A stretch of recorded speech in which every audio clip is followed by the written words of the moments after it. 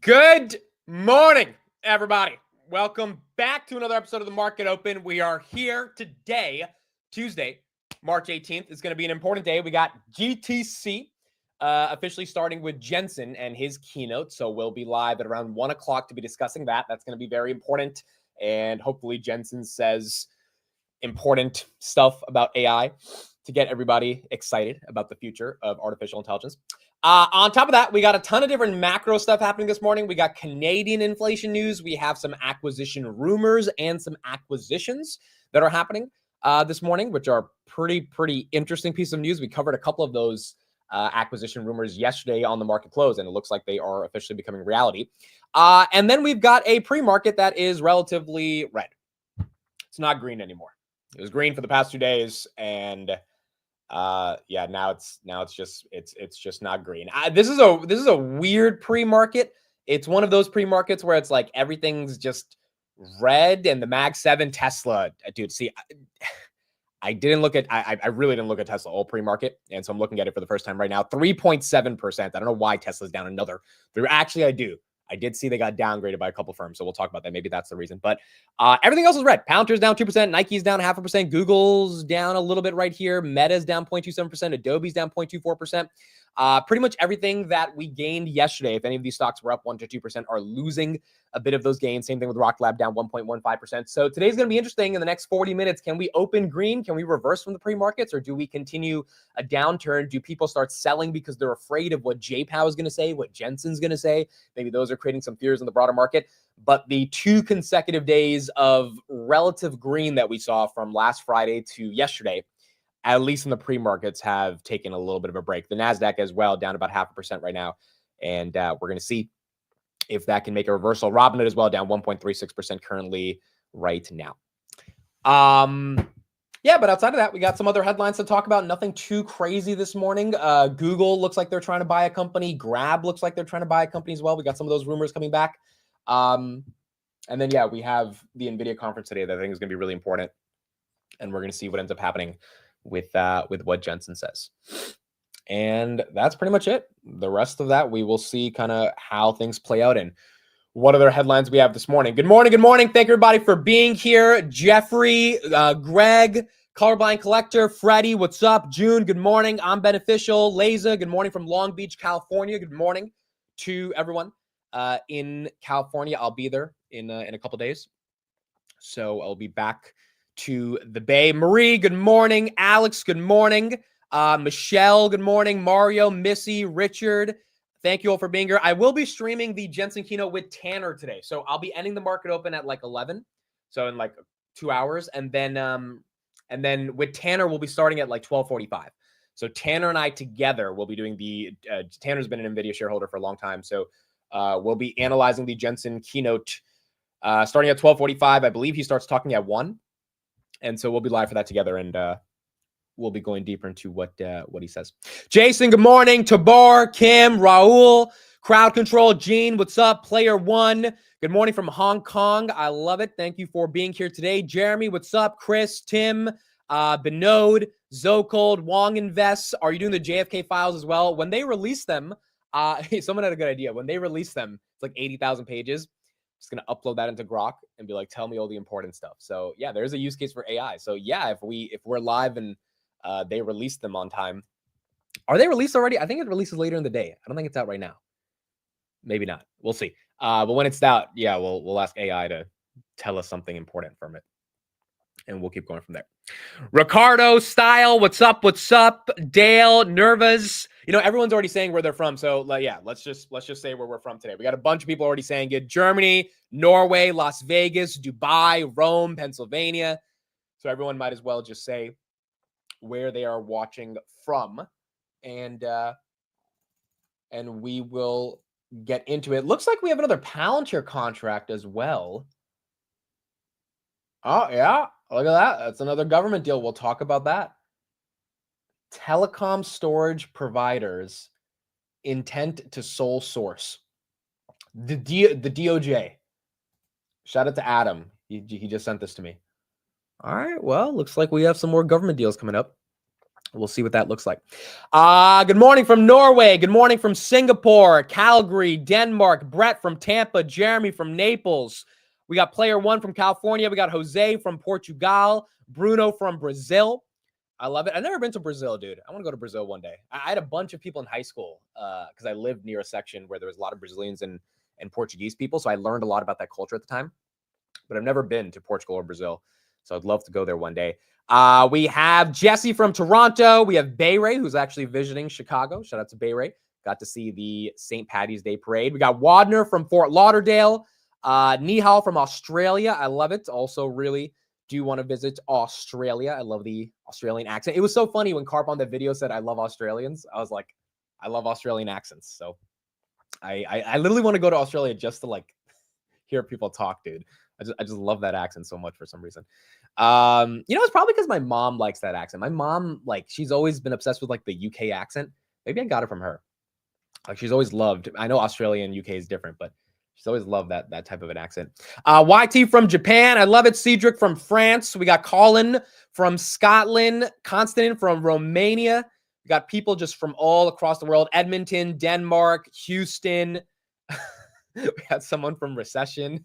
Dude, there's some stuff going on about the housing market that I have not researched enough to confidently talk about. But let's just say I've been doing some digging, and people really do think there is an argument for 2008 happening again. I don't want to scare everybody. I haven't gone through it, but there are some people out there that are legitimately feeling we've got some issues in the housing market. And the only reason I'm even bringing it up is because my dad is trying to sell his rental property in Jersey. And I was talking to the realtor yesterday because I'm working with him to try to get the deal done. And he was like, yeah, the place down the street has decreased their prices by 50,000.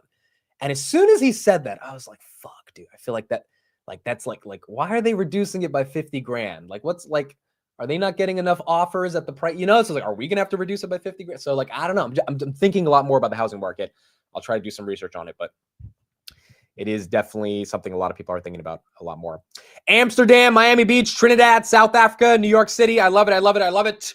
Thank you, everybody, for being here today. All right, let's get started and let's get into the news. I think we'll start off with this piece of news. This one is real quick, and then we'll get into Grab. But Google looks like they are officially acquiring Wiz for $30 billion.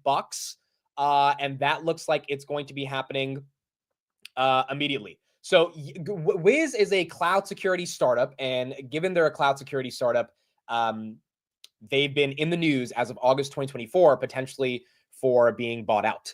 Now, they chose not to get bought out because they felt that they could compete with Google, and as a result, their founder said, "Hey, we're going to go to 100 billion. Why are we worried about 23 billion, which was at the time the acquisition?"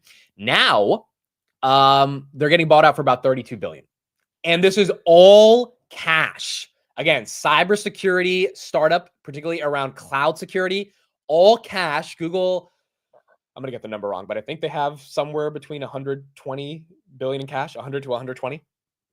Probably off on that a little bit, but yeah, they have a ton of money in cash. And from my understanding, this is all cash. So I bought some more Google yesterday. Google's down right now because when you're spending 32 billion in cash, you're probably going to be not having as much. You're obviously not going to be having as much cash to do other things like buybacks. And if shareholders view the buybacks as more attainable than the acquisition, then they can take you down a little bit. In general, the company's losing cash, but they're gaining a massive asset, which I believe Wiz is doing about $1 billion in revenue. So they just acquired $1 billion in ARR, and the point is they're growing something like 4x year over year. So even though they're paying 32 billion to buy $1 billion of revenue, they are acquiring something that is fast growing and that hopefully can do close to 10 billion in revenue and get that 100 billion multiple that the founder was looking for over the next coming years. As a shareholder, I'm not a big shareholder of Google, but I like it. I think it's good. I think Google needs to grow. I think their enterprise cloud business is one of their strongest businesses. And in order to expand that business, they need to have different verticals and acquisitions they can expand into. Microsoft has done this in cybersecurity in a variety of ways. So has Amazon. GCP is significantly smaller compared to AWS and Azure. It's growing faster than those two, but that's because it's off a small base. But it's not the big daddy when it comes to AWS and Azure and cloud. And so adding a level where they can upsell clients on this cloud security and just being able to expand into that cybersecurity vertical, I think is good. I think it's bullish. And I think they needed to do something with their money. I mean, you got 32 billion in cash. You can either buy back stock or you can invest in companies in the future that can hopefully continue to expand your product suite to be able to keep going in the future. And Google just confirmed the deal, apparently. So this is not even a rumor anymore. This officially has happened. Google has bought Wiz. Let me see if Sundar tweeted about it at all. What's interesting to me though about it, and yeah, Sundar tweeted, here we go. What's more interesting to me about this is that the Wiz founder rejected the offer at 23 billion, right? And that was in August of 2024, which means he felt the environment was strong enough for him to go on this journey of building a $100 billion company, which props to him, right? We need people that want to be bold and take on the task of trying to build very, very big companies. Why is he coming back 5 years later and saying, or not 5 years later, 5 months later, and then saying, hey, Sundar, yeah, can you give us the money again? But this time, can you give us 10 billion extra? And props to him. He got 10 billion extra. Instead of 23, he's getting 32. But that also kind of makes me feel two things. Either was Wiz's business that bad that they realized they weren't going to be able to become, a very big public company independently, which probably is the case. I mean, that is one argument to make. Or two, is the macro environment shifting enough where the Wiz CEO was like, you know what? I'm not going to gamble with my equity or my employees' equity because over the next 5 years, given the Trump tariff volatility, yada, yada, you could have 1,000 different reasons. Maybe it's better to just take the money and run versus try to go build my own independent company. So yeah, they increased the valuation from 23 to 32. That's incredible. But if you read the email that the founder sent to his employees, it was kind of just like middle finger to Google. We're going for it, baby. We're going for it. And I'm just wondering what happened 5 months later. I doubt the growth of the company slowed down that much. So it's like, did the environment really change to the point where they were like, hey, IPOs are not going to be, that strong to do over the next couple of years, or did something happen in the business? And what does that mean for the other companies that are trying to IPO, the Klarnas, the Discord, the Stripes? I mean, it's just a really interesting macro thing for me to look at, but I'm happy Google's doing this. I think it makes sense for Google to do it. And right now it seems like they are taking advantage of this. Benny says they have FSD with Waymo, robotics with Electronics, cybersecurity with Wiz, cloud, and YouTube. They are so set for the next stage of growth. Yeah, I agree, dude. I continue to believe Google's cheap. I think 2 years from now, we look back at 164 and we think it's cheap. I really do. And YouTube is becoming more of my thesis, dude. Like, I'm just on the platform all day. I'm obviously creating on the platform. It's like more and more I realize, like, this is the platform. By the way, if you look at India and their usage of YouTube, it is insane. And the reason I'm saying this is because the Indian Prime Minister just did a podcast with Lex Friedman. And it just, the amount of Indians, I believe it's 440 million every month that use YouTube. That's only growing. And India has so many Androids. Androids come built in with YouTube. And I'm not saying YouTube is the only thesis, but it's a hell of a thing to bet against over the long term, especially if I'm a creator on the platform. Like, I'm helping build the platform. You would imagine that I have equity in it. And then you've got Apptronic and Waymo, all these other things that are discounted. So yeah, in my opinion, I like Google here. I think it makes sense. I like it a lot better than at 220 or 215 where it was at before earnings. And hopefully we get some more discounts, or we can potentially form a bottom here. But as of now, Google down about 0.3% on this news for acquiring Wiz for $23 billion. Okay, cool. That's what we got on Google. Now, next piece of news, Grabby Grab is back in the news. I actually saw this last night at 1 a.m. because I was up at 1 a.m. arguing with people on Twitter.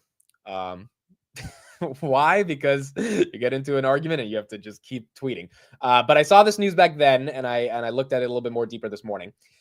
Looks like the rumors are back, folks. It looks like Grab, this is from Bloomberg, is moving forward with their talks to acquire GoTo. Now, for those that don't know what GoTo is the Indonesian version of Grab. They have about 30 million monthly active users, and they do about $1 billion in revenue. So Bloomberg says, hey, Singapore's Grab is conducting due diligence on GoTo's financials. Company shareholders are evaluating deal structure and valuation. Grab is moving forward with its attempt to take over GoTo. We heard about this rumor for the first time in early January. According to people familiar with the matter, who said the Singaporean ride and delivery firm has begun due diligence on its Indonesian rival. If they're doing due diligence, I think these are not fake rumors. These are not fake rumors. The reason these are not fake rumors is because when you're doing due diligence, it means that you are seriously looking into an acquisition. And the only way that Bloomberg knows about this is because there's people probably in GoTo that are like getting asked questions from Grab about this due diligence. And as a result, they are leaking the news. And so it seems more likely than not, but obviously nothing is still confirmed. Now what's kind of the takeaway here? Grab has $6 billion in cash with a market cap of 17.5 billion after this latest decline that the entire market has seen. Grab fell basically from $5 back to 420, 430. Right now they're up 3%. At one point they were up 7% this morning. 34% of their market cap is cash.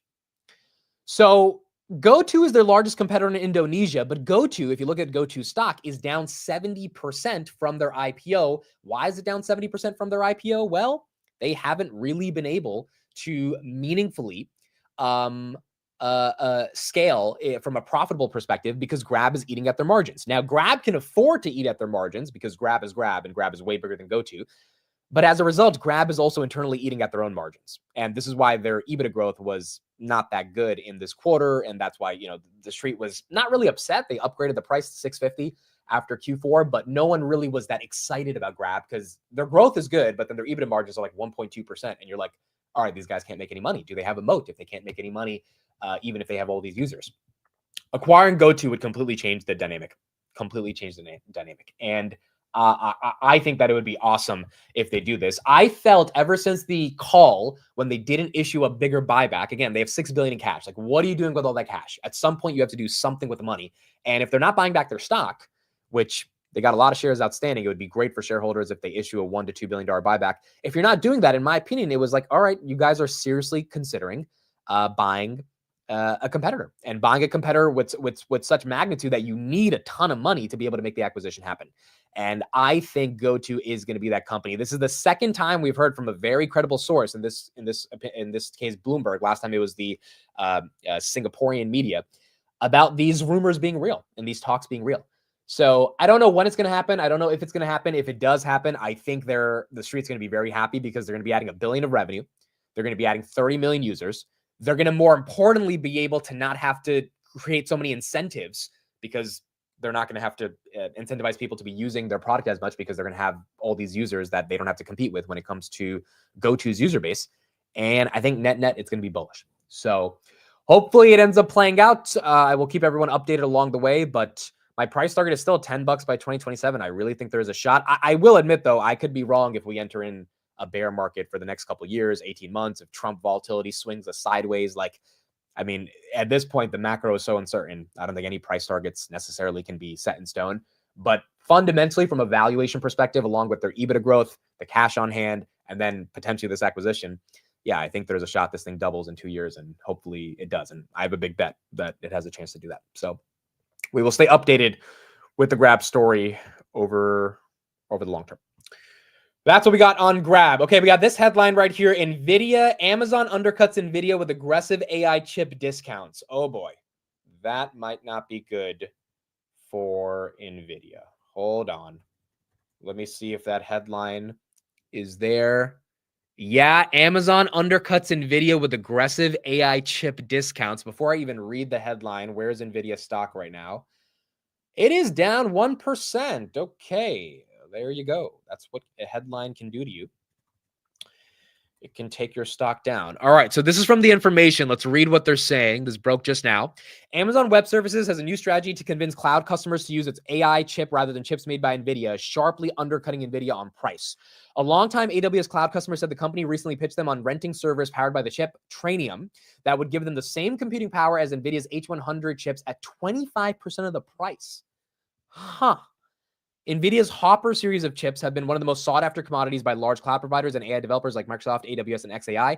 Amazon's efforts highlight the risk of facing NVIDIA from moves by its biggest customers, Amazon, Google, and Microsoft, to develop their own AI chips. Interesting.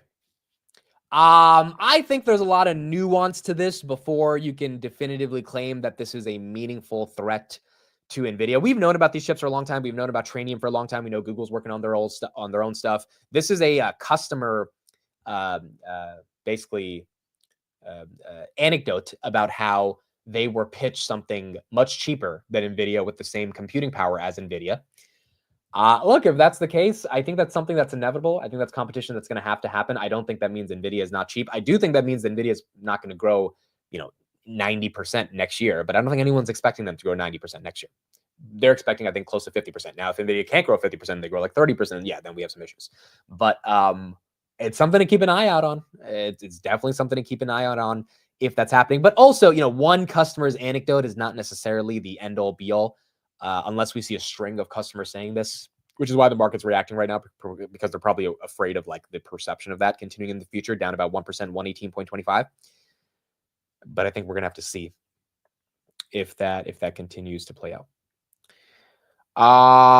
Okay, that's the headline right there. That's taking Nvidia down 1%. Nothing too crazy, but that's what we got there. Is Amazon up on this at all? Amazon is also down 1.2%. Dude, did you guys see the ending chart yesterday? The heat map for yesterday? The entire market was green, like literally the entire market. And the only thing that was red was the Mag 7. Apple and Microsoft were up like 0.03%. So that's why they look green, but everything else was red. It's just so funny. The market was like, yeah, we're going to rotate out of tech. And then this morning, everything was just down. But it was very interesting to see the market be so against the Mag 7 in a world where Mag 7 led for the past 2 years, right? For the past 2 years, you would never have a green. Like, who would, if I told you in 2024 we could be green, but Tesla and Nvidia are red, like that's just not that, in 2024, you needed those to carry the market. So I kind of like that they're not carrying the market anymore, but it's also kind of crazy to see it happen in real time. It's the market being like, yeah, we don't care anymore. We just don't care. And I guess we're seeing how that's playing out right now. Tesla. Okay, so let's talk about Tesla. So Tesla is down 3% right now in the pre-markets. Real quick before Tesla, this is a quick piece of Palantir news. So shout out to GoCarp. He just posted this right now. The Department of Justice intends to award Palantir a sole source contract. We don't know what this contract is going to be for, but we just got this update from sam.gov, which is where all the sole source contracting is posted. And it looks like it's going to be for IT and telecom storage products, which can mean a ton of different things. But there's the Palantir name right there. Sole source basis to Palantir USG, which is their United States government business. I think Q1 is going to be good for Palantir. I think it's going to be really good. I think commercial momentum is going to be great. The question is now going to be if their international government and commercial growth can live up to it. Probably not this quarter, probably not even the second quarter, but I think by the end of the year, especially with Germany starting to spend as much more money on defense, et cetera, there should be a tailwind to get Palantir to be able to more meaningfully expand internationally, which would really get them closer to my thesis on 40% growth for 2025. Okay, Tesla. So here's what we got on Tesla. RBC has lowered their Tesla price target from $440 to $320. That's a hell of a downgrade, considering this upgrade was, I think, in early January, late December. So you've got a change of opinion right here. The analyst says, much of the attention around Tesla is centered on its recent delivery performance in January, February in Europe and China. We think fears demand could be overblown. However, that said, in this report, we lower our FSD pricing and robotaxi penetration assumptions. This causes us to reduce our price target to $320 from $440. We maintain our outperform rating. We now assume Tesla FSD pricing drops to $50 a month in 2026 from $100 a month. Wow. I'm paying $100 a month right now. So they're assuming that this thing's going to drop in order to pick up adoption. Previously, we assumed that pricing declined to $50 a month and then ramped back up to $100 a month by 2030, given level 4 options, which we thought could command higher pricing. In light of recent interactions with Mercedes, Mobileye, and Aptiv management and autonomy demonstration experiences, as well as recent news from BYD, level 2 autonomy offerings are increasingly becoming standard features, with some OEMs intentionally not seeking to make it a profit center, but rather as a product differentiator. Interesting. So their argument is that we don't think the Tesla fears of sales are necessarily overblown. We think the problem, or we think the fears are overblown in terms of the lack of sales year over year in Europe and China. However, we think robotaxi, which is the bread and butter of Tesla, or at least that's what's supposed to be the bread and butter, is not going to be able to put up the unit economics that make sense because it's becoming commoditized. No one ever talks about that. No one ever. I mean, people talk about it, but I think sometimes we forget to mention that. What if there is a world where all of Tesla's proprietary data building their FSD like ends up becoming commoditized, like a large language model, and everyone has quote unquote FSD? I do think there is a fundamental data advantage that Tesla has. And I experience it every single day. But I mean, if there are competitors that are able to kind of do the same, I mean, this is what Nvidia is working on with Cosmos, right? They are trying to synthetically create the real world driving experience without having to get the real world data. That's what Jensen showed off at the last keynote, I think a couple months ago. And Toyota is one of the first partners to sign up for that. Is that going to be as good as the real world data that my Tesla gets every single day? I think that's going to be the broader question that we get. That's Tom from RBC. Tom's been covering the company for a while, and he's been bullish on the name. That is interesting. Yeah, I forgot. RBC has been pretty damn bullish on Tesla. So that's not some random analyst. That is an analyst that actually feels their robotaxi edge might be a bit more commoditized. Interesting. Then we also had JP Morgan come out today, and they said, we expect the worst quarterly delivery report in 3 years on Tesla. And we struggle to think of anything analogous in history of the automotive industry in which a brand has lost so much value so quickly. So you got some firms saying, hey, we think the brand is just being destroyed and we think the sales are a reflection of the brand being destroyed. And you have other firms saying, we don't really care about the sales. We just care about the fact that FSD is not going to be as important as people think it's going to be. I don't know. What the conclusion I come to is the same conclusion Steve came to yesterday, which is that it's the bots. It's about the bots. It has to be about the bots at some level. Like, the bots are what is really going to make this company become very exciting. Elon talked about it yesterday. He believes that we can get, well, Elon said in the next 10 years, no one's going to be driving and that we're going to have tons and tons of bots. Is that going to happen? I think yes. Is Tesla going to be the one to deploy all those bots? That's what's left for everyone to see. And right now, we don't fully know if Tesla's going to be the one to do it. I do think there's a part of me that's, the reason they're putting out these bot pictures with Kim Kardashian, but they're not actually uploading any videos of them or like new updates for people to see, is because they're trying to just hide this stuff and they don't want to really show it yet. But it also would be really nice if they could like show this stuff and we could actually see progress on Optimus. Because right now we're not getting it. Let's ask a poll right here in the chat. Here's a question. So where's Tesla right now? Tesla stock is at 227. It's down 4%. Goodness gracious, dude. Okay, so here's the question. Tesla to 150 or 300 first this year. Do you think it goes back to 150 or 300 first? And while you guys are answering that, let's listen to Elon yesterday speaking about the autonomy and robotics vision. In 10 years, probably AI could do anything better than a human can cognitively. Probably almost, I think in 10 years, based on the current rate of improvement, AI will be smarter than the smartest human. There will also be a massive number of robots. So humanoid robots. By the way, I got to ask, how come your robots look so much like the creepy robots for my robot? Was that intentional or just... I was hoping he was going to say, yeah, just to mess with you. It's not meant to look like any prior robot. We'll iterate the design. You'll be able to have a lot of the robot parts are cosmetic. You'll be able to switch out the kind of snap-on cosmetic parts of the robot, make it look like something else if you'd like. Mm-hmm. So there'll be ultimately billions of humanoid robots. All cars will be self-driving. In 10 years? In 10 years, probably. It's so funny because I don't know if Ted Cruz knows that, like, when you ask Elon a timeline question, Elon like looks up to the sky and he tries to come up with an answer. And it's like, we all kind of know the answer is going to be an answer, but it might not be the most accurate answer. 90% of miles driven will be autonomous. Huh. Wow. That fast. Yeah.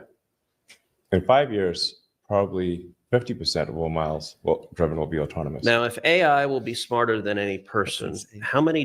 Okay, then they go into a conversation about are we going to lose jobs or not? And Elon doesn't even have an answer for that question. Realistically, no one does. Like, no one knows what's going to happen to jobs that get replaced. But the point is, Elon definitely thinks that robots and FSD are the future. The question is going to be, if they can get the unit economics for that to make sense. What I'm really curious about is the June launch in Austin, because Waymo's already out there. And again, I think everyone already knows this, but if a robotaxi is not significantly cheaper than a Waymo or an Uber, are people going to be compelled to pick the Tesla over? Like, I wouldn't, right? I just want what's cheaper. So if the robotaxi can get costs down, which is what ARC's valuation model, I think she has a $2,500 price target by 2029, if I'm not wrong, something like that. That entire valuation model, if you actually read it, is based on getting the cost per mile down something like 80% from what it currently costs right now. And if Tesla can't do that for whatever reason, I don't know how many people are going to drive robotaxis. Now, maybe they're not trying to do that in Austin. Maybe they just want to use it as a guinea pig to be able to then expand into California and all these other different places and just make sure that it works. But that's going to be the big test. Like, can they actually get those costs to come down? Because if they can't, people are just going to take Ubers, right? They're not going to care that much about the self-driving version of an Uber. Like, if it's cheaper, it'll matter. If not, I don't think people are going to value their privacy in a self-driving car that much. So it is going to be something that does matter. However, I don't drive my car anymore. I mean, I have FSD drive me. And I do agree with Elon. I think in 10 years, a lot of people, I think the far majority of people are going to be looking back and saying, why did we ever drive cars? Like it's just once you don't have to drive a car anymore because the computer is that smart, it feels weird. I know some people love driving the car. I get it. I'm sure people will, but it's like, once you take away the pain of having to drive and pay attention, like, meaningfully to the road, you just free up so much of your time and you can think more. And so I do think more and more people, especially if it becomes standard in a lot of other OEMs, they're going to feel that there's not really that big of a point of driving. And that's going to become the new future in 2035. But I still think we're far away from that. And robotaxis need to accelerate that. But currently you're not there. When I mean pain, I mean just like focusing on like making the exit, taking the left turn, like actually like being alert and like stopping when you need to stop. I know these are basic things drivers have to do, but if you drive a lot, like I used to commute a lot, like 120 miles a day, you would just sometimes daydream about random stuff and like you're just constantly driving and like just having your foot on the pedal and then the brake, like all that stuff to me is it's like it's not needed anymore because I've experienced FSD, because the car can do it perfectly, way better than I could do it. I don't see the need to do it anymore. And I wish I had that back when I was driving that many miles a day a couple years ago. So it feels weird to someone who's never done FSD for a longer amount of time, but after experiencing it, I don't want to drive anymore. I don't feel like we need to drive. So no one does. Dude, people definitely do that. People definitely daydream and they go through the motions when they're driving, acting as if they know exactly what they're acting as if they're paying attention to the road, but they're not. Like, I've done that. So maybe is it really just me? I feel like a lot of people are on the road, they're driving, but they're not really paying attention. They're just making, they're going through the motions because they're it's muscle memory. But at the end of the day, they're not really thinking about the road. And I think when you have FSD and you're just able to actually think freely without literally worrying about the road, it just clears up so much. And so to me, yeah, I do that all the time. Like, I think it's definitely a new world it can open up for a lot of people. By the way, all that Mark Rober stuff is going bad for Mark Rober. I mean, he came on Philip DeFranco's show yesterday and he was like, hey, I didn't get paid or anything. And like, I don't have any stock in Luminar. But I mean, I looked at parts of the video. There's a driver in the LiDAR car and the dude is literally wearing a Luminar logo jacket. I mean, this is the most shadiest thing I've ever seen. A lot of people are questioning Mark Rober in this instance. And the worst thing about the video to me, outside of the conflict of interest, is that he didn't even use FSD. His response for why he didn't use FSD yesterday to defend what he did in the video is, oh, I thought for FSD, you have to have a location plugged in order for FSD to be triggered. It's like, that's just not true. You don't need a location for FSD to be triggered. Also, you could put a location to just go straight and then trigger FSD if you needed to like go through this fake wall to be able to like do your experiment, and then you would have easily been able to test it. But that was his argument. His argument was like, oh, I thought you needed to plug in a location for FSD to work. It's like, no, all you have to do is like click it. For me, I just like push down and FSD immediately starts just cruising down the road, even if there's no location. So I think it was a bad argument, and maybe it was out of pure ignorance, but it's one of those things that people are not really that happy about. when it comes to Tesla. Okay, let's hear from Ryan Detrick on the nature of this bull market. He's been pretty bullish for the past couple of years, puts out some great charts on X. Let's get his perspective historically if we are good to keep going in this bull market. Pretty nervous. It seems at least the pace of which the sell-off has accelerated, at least jarring some nerves. But I understand you're looking at history. You're trying to calm us down. What do we know about the beginning of presidential terms and how markets behave? Yeah, good morning, Courtney, and thanks for having me back. So, this year, I know the headlines are scary and the volatility. We just had one of the quickest 10% corrections we've ever seen. But at the same time, what do we know coming into this year? The first quarter of a post-election year is usually one of the worst quarters out of an entire 4-year presidential cycle.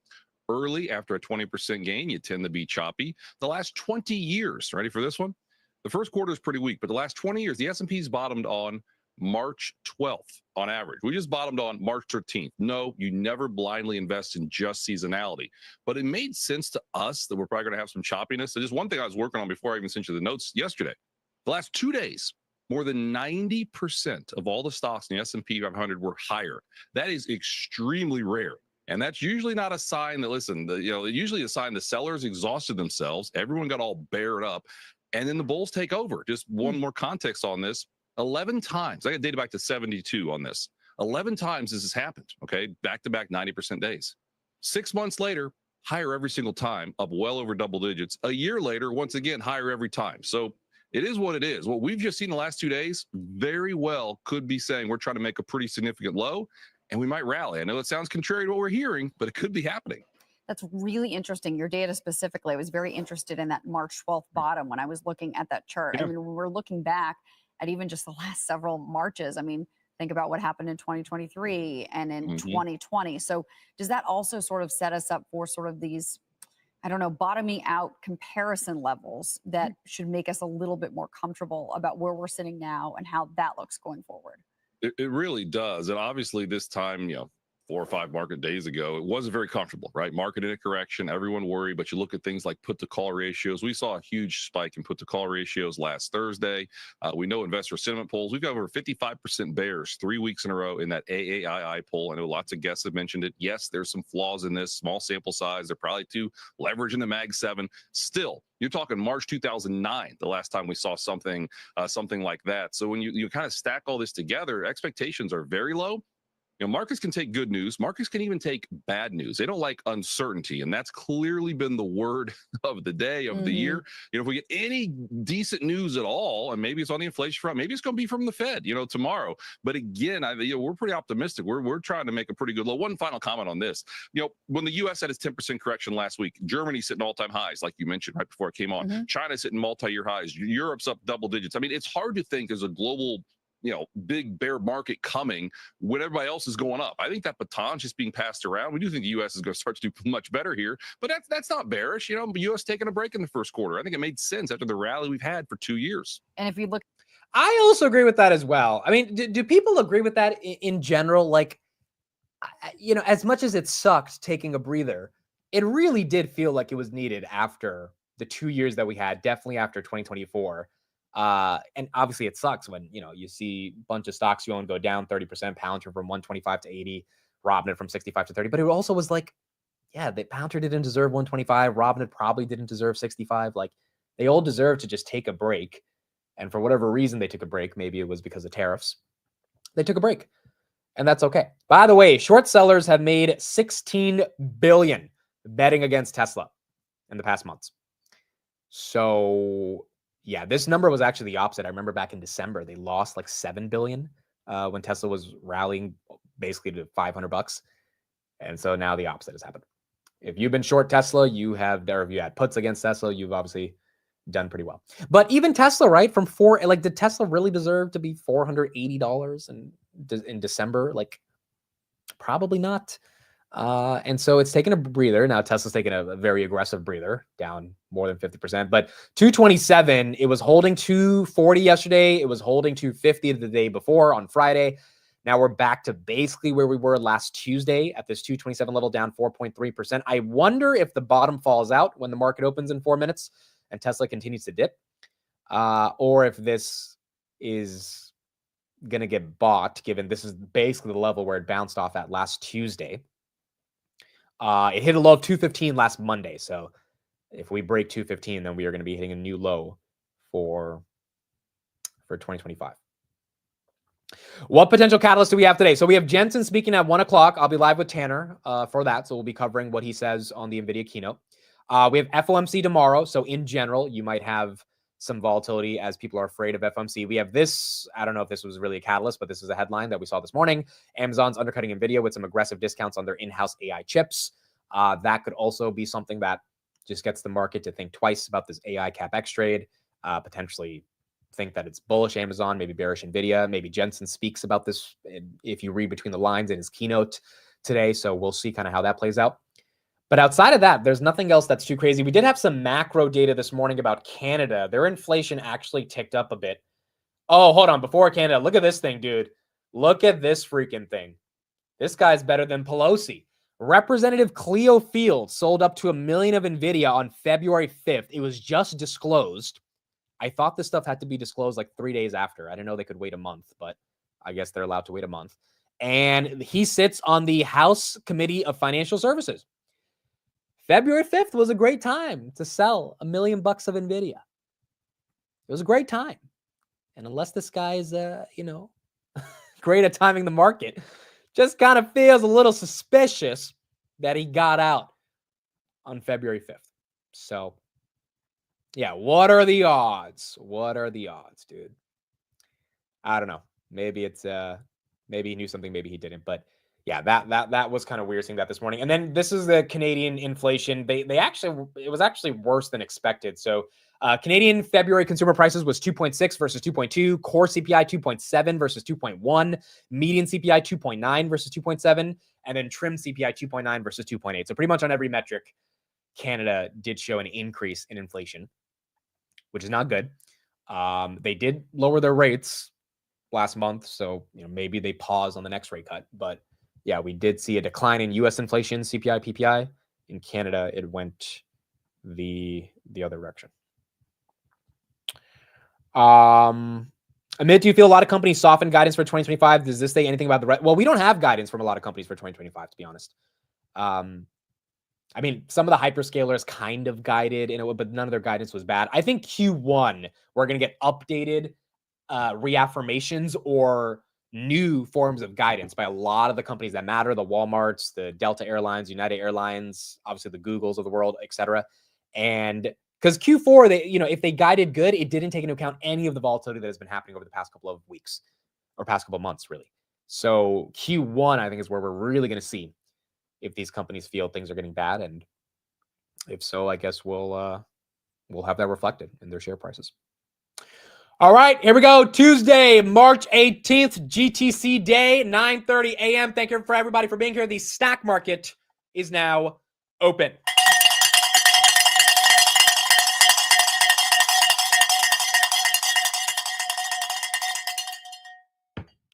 All right, wake your ass up. We are live once again, 118 on NVIDIA, 117.90. That is down about 1.27% on the day, trying to form a green candle at 117.77. That was the bottom, at least for now, and it's trying to stay above that level at 118. Grab is up 4% on the day based on acquisition rumors of potentially acquiring GoTo. We'll see if it can hold this even in this crappy macro. It is green for now, but it's going to have to hold this even with the rest of the market going red. Google is down 0.5% after buying Wiz for $32 billion in cash. Amazon is down 2.1%. Tesla was downgraded by multiple firms today. They are down 3.6%, just under that 230 level. Robinhood down 2%, 41.20 after going up to 42.92 yesterday. D-Wave is down 10% yesterday. They had a big day. They are now down. Williams-Sonoma down about 2%. S&P 500 down about 0.5%. Meta down 1.6%. Cheesecake Factory down 2%. Nike is green. They have earnings in a couple days.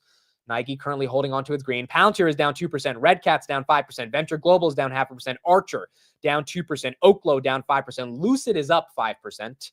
It was up yesterday after hours as well. I'm not sure why Lucid's up, but Lucid is up. S&P again down 0.5%. AMD, which was up 4% yesterday, went the opposite of Nvidia. That's down 1% today. Apple going a little bit of green. All the cruise lines are down about 2% after going up 4% yesterday. All the airlines are down about 2%. Delta 1.6, Carnival 1.53, United Airlines 1.8 after going up about 1% yesterday. So they're giving all of that back. Reddit's down 5%. Reddit went from 125 to 142 yesterday and then came all the way back down to 125. Now it's at 118. It was a really weird move yesterday based on some headlines with Google, but Reddit continues to get hit as a high beta growth stock. Intel down 1%, Rocket Lab down 3%, Rivian slightly up, Walmart slightly up, Celsius. I mean, dude, for those that are in Celsius, congrats. Like this has been your only form of safety in this market. Freaking Celsius Energy. Did not expect Celsius to be what outperforms Nvidia this year, but it's happening. So there you go. That's what we got on Celsius. Chipotle's down about 1%. UiPath's down 1%. Verizon is still kind of green. Google is still down. Grab's holding up about 4% right here. Hoodie's down 1.9. Tesla not really recovering much. It bounced a little bit from 227, now at 229, but still stuck below 230. But that's what we have right now. Amit, how are you managing your Rocket Lab puts? I already bought Rocket Lab shares at 18 and 19, so I'm rolling them. So there's no point for me to get assigned on the puts if I already bought the shares outright. So I'm rolling them about a month out, and that's how I'm managing them. They're at 22. Rocket Lab's at 18. I mean, do I think it can get to 22 over the next couple months? Yeah. So rolling it to me is not that big of a deal, especially if I can continue picking up premium. But I already bought the shares that I wanted when it got to this level, basically 18, 19. So I kind of just don't need the shares to continue to be assigned. If it's still at these levels in like a couple months, then it is what it is. I'll get assigned and I won't care too much about it. But as of now, already bought the stock, so rolling those puts. Palantir right here, 85.71, down about 1.8%. Archer's down now 1%. S&P's down 0.5%. So that green momentum we had for the past 2 days is getting basically hit today unless we get a reversal. BABA's down 1.4%. Dude, China has significantly outperformed the United States. I mean, I don't have any exposure to China, but BABA year to date, freaking 71%. Are you kidding me? Like, BABA was the place to be versus U.S. markets. FXI, which is China's large cap ETF, versus the NASDAQ, 30% year to date, and it's only been less than 3 months. It's one of those things, dude, where it's like the U.S. market's completely rotated into European defense and China, and now they're finding other European verticals to get into. And markets in the United States continue to feel pricey to a lot of institutional investors. Tesla right here, 229, that's down 3.7%. Amazon 192, Nvidia 117 off that Amazon headline that Amazon's selling their own chips now. Affirm down 4% because they lost Walmart as a partner yesterday to Klarna. I was really surprised that Affirm lost that partnership. That was weird to me. That felt like Klarna's juicing up their IPO, but they got Walmart to, get in with them to make this IPO sound juicier. I did not expect Affirm to lose that contract, but that one's down about 4% right here. Adobe's down 1.4% again. S&P's down 0.5%. Meta's down 1.6%. All the crypto stocks. Oh, Sailor's apparently raising $5 billion to buy more Bitcoin. MicroStrategy down 5%. Not with 0% coupons, though. I believe with at the money offerings. Bitcoin right here at 82,000. He bought 130 Bitcoin yesterday. It looks like he's getting ready to buy some more Bitcoin. Amit, Nvidia's not down because of the Amazon headline. It was already down before. It sell off pre-GTC. Yeah, that could be the reason as well. I mean, when that Amazon headline came out, I think there was a deeper of a red candle that we saw in real time 20 minutes ago. But yeah, you could be right. I mean, GTC usually is sell the news for Nvidia. I don't know if Jensen's going to say anything that interesting that's going to make people change their minds on the volatility and hesitation they have on Nvidia right now, unless he says something about demand that's ramping up like even faster than they expected or something like that around Blackwell or Rubin. But yeah, outside of that, I think he's going to be talking more philosophically about AI, their ambitions, yada, yada. I don't think they're going to show off anything that's necessarily going to change the perception of the stock right now. Because, I mean, the stock's already cheap. It's already undervalued, in my opinion. So at this point, it's just a question of if the market stops being afraid of it. Down 2.5% on the day. Nvidia 116.4. Tesla 225, down 5% on Tessie. Okay, here's a question. What did you guys say in the poll? You guys said 69% of you think 150 is more likely than 300. How many people would sell a meaningful amount of their portfolios to buy Tesla at 150? That's the next question. How many people would really say, all right, I'm selling off a ton of stuff that I might even care about in order to go long at 150? I feel like I would, bro. I feel like there's a lot of shit that would leave the portfolio. Stuff that I just don't care about. Like I'll probably sell SoFi, sell Rocket Lab, and if we get to 150, I would get excited. Like I know people still hate Elon or whatever, but like at 150, I feel like it's discounting a lot. And I know you can give me the automotive numbers of it doesn't even deserve 150. I get it. But it does deserve some level of growth premium if you believe in any aspect of Tesla shaping the future with FSD and robotics. And to me, that would be a price where it's like, okay, it's time to at least think more seriously about getting involved. Because we had that opportunity twice. We had it in January 2023. I ignored it. Granted, I was heavy in Palantir at the time at $6, right? So everything I had was going into that. And then we had the opportunity again in April of 2024, and I got too scared. I thought it was going to 125 when it was at 150. And that was just the wrong mentality, in my opinion. The mentality should have been, holy crap, like it's at 150.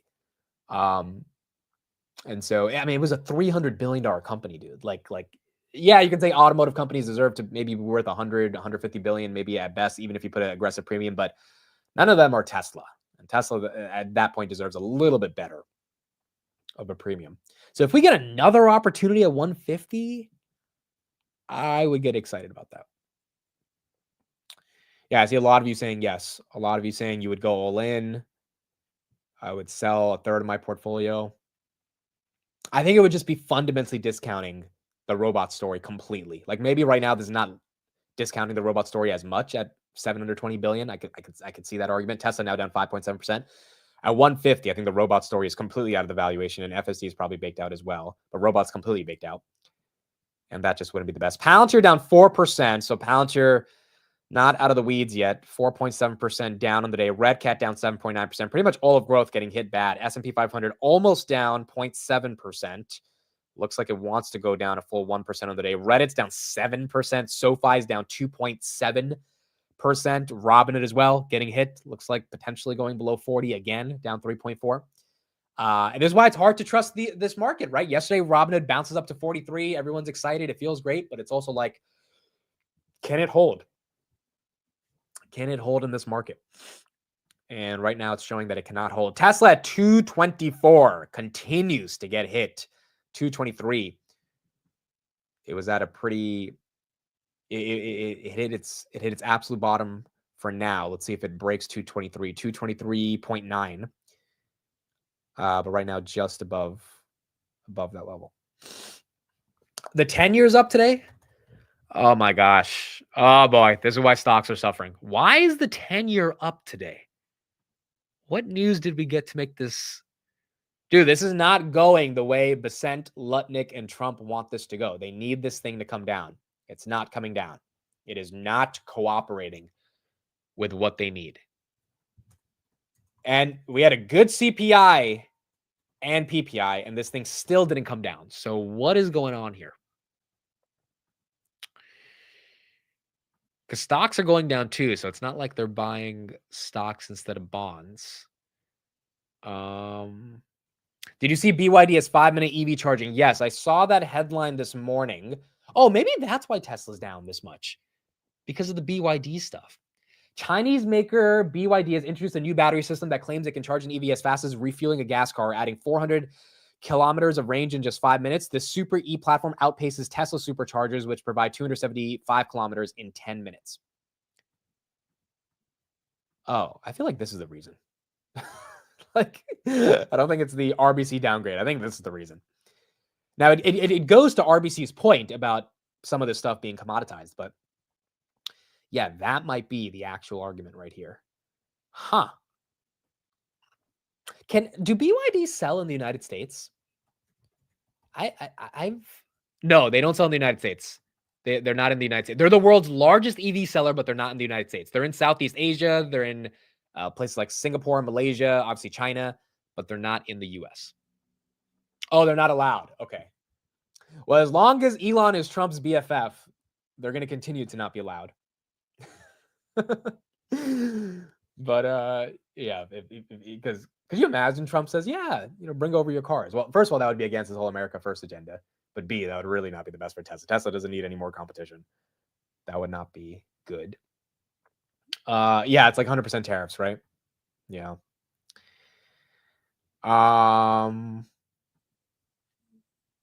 Well, yeah, I guess that's the reason. Down 5. Now, do they deserve to fall 6% off a BYD battery headline? I guess you could make the argument because in China, it's probably going to be more competitive for Tesla to compete with BYD if BYD users can charge their cars as way quicker, at 50% quicker than a Tesla.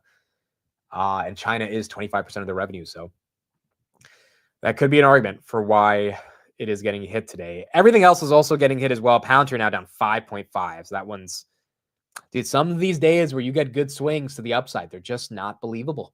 They're not sustainable. Nvda right here down 1. Nvda was almost 124 yesterday, back to 116. Just can't hold it up. Cannot hold it up. What do you think of the Grab news? So we covered it early in the show. I like it. I think it's bullish. Grab should not be below $5. It is this market and these algorithms that are keeping it at these levels. Like fundamentally, with the growth, with the momentum, with the last earnings, with the amount of cash they have on hand, this thing should be, in my opinion, fair value is closer to 550. So this is just kind of stupid in my opinion. But I think the market's either waiting for this volatility to subside so that Grab can go back to its regular trajectory at post earnings before all the tariffs got involved. Google down about 1% as well, or the market's waiting for the acquisition to happen. And today they announced, or they didn't announce, but Bloomberg announced that they're deeper in talks to make that acquisition happen. So look, at this point, you've had multiple sources over the past 2 months say that they're going to acquire them. So now I think we just have to be patient. I believe they're going to acquire them because I don't believe you have $6 billion in cash and not do a buyback other than you need the cash to be able to make an acquisition. We just got to see when it ends up happening. So hopefully, but I think it would be very bullish. They would be able to increase their margins significantly if they got rid of their biggest competitor in Indonesia. And it's just a question of if they're able to do it. Where's HIMS today? HIMS is down 3.6. Okay. So HIMS is down.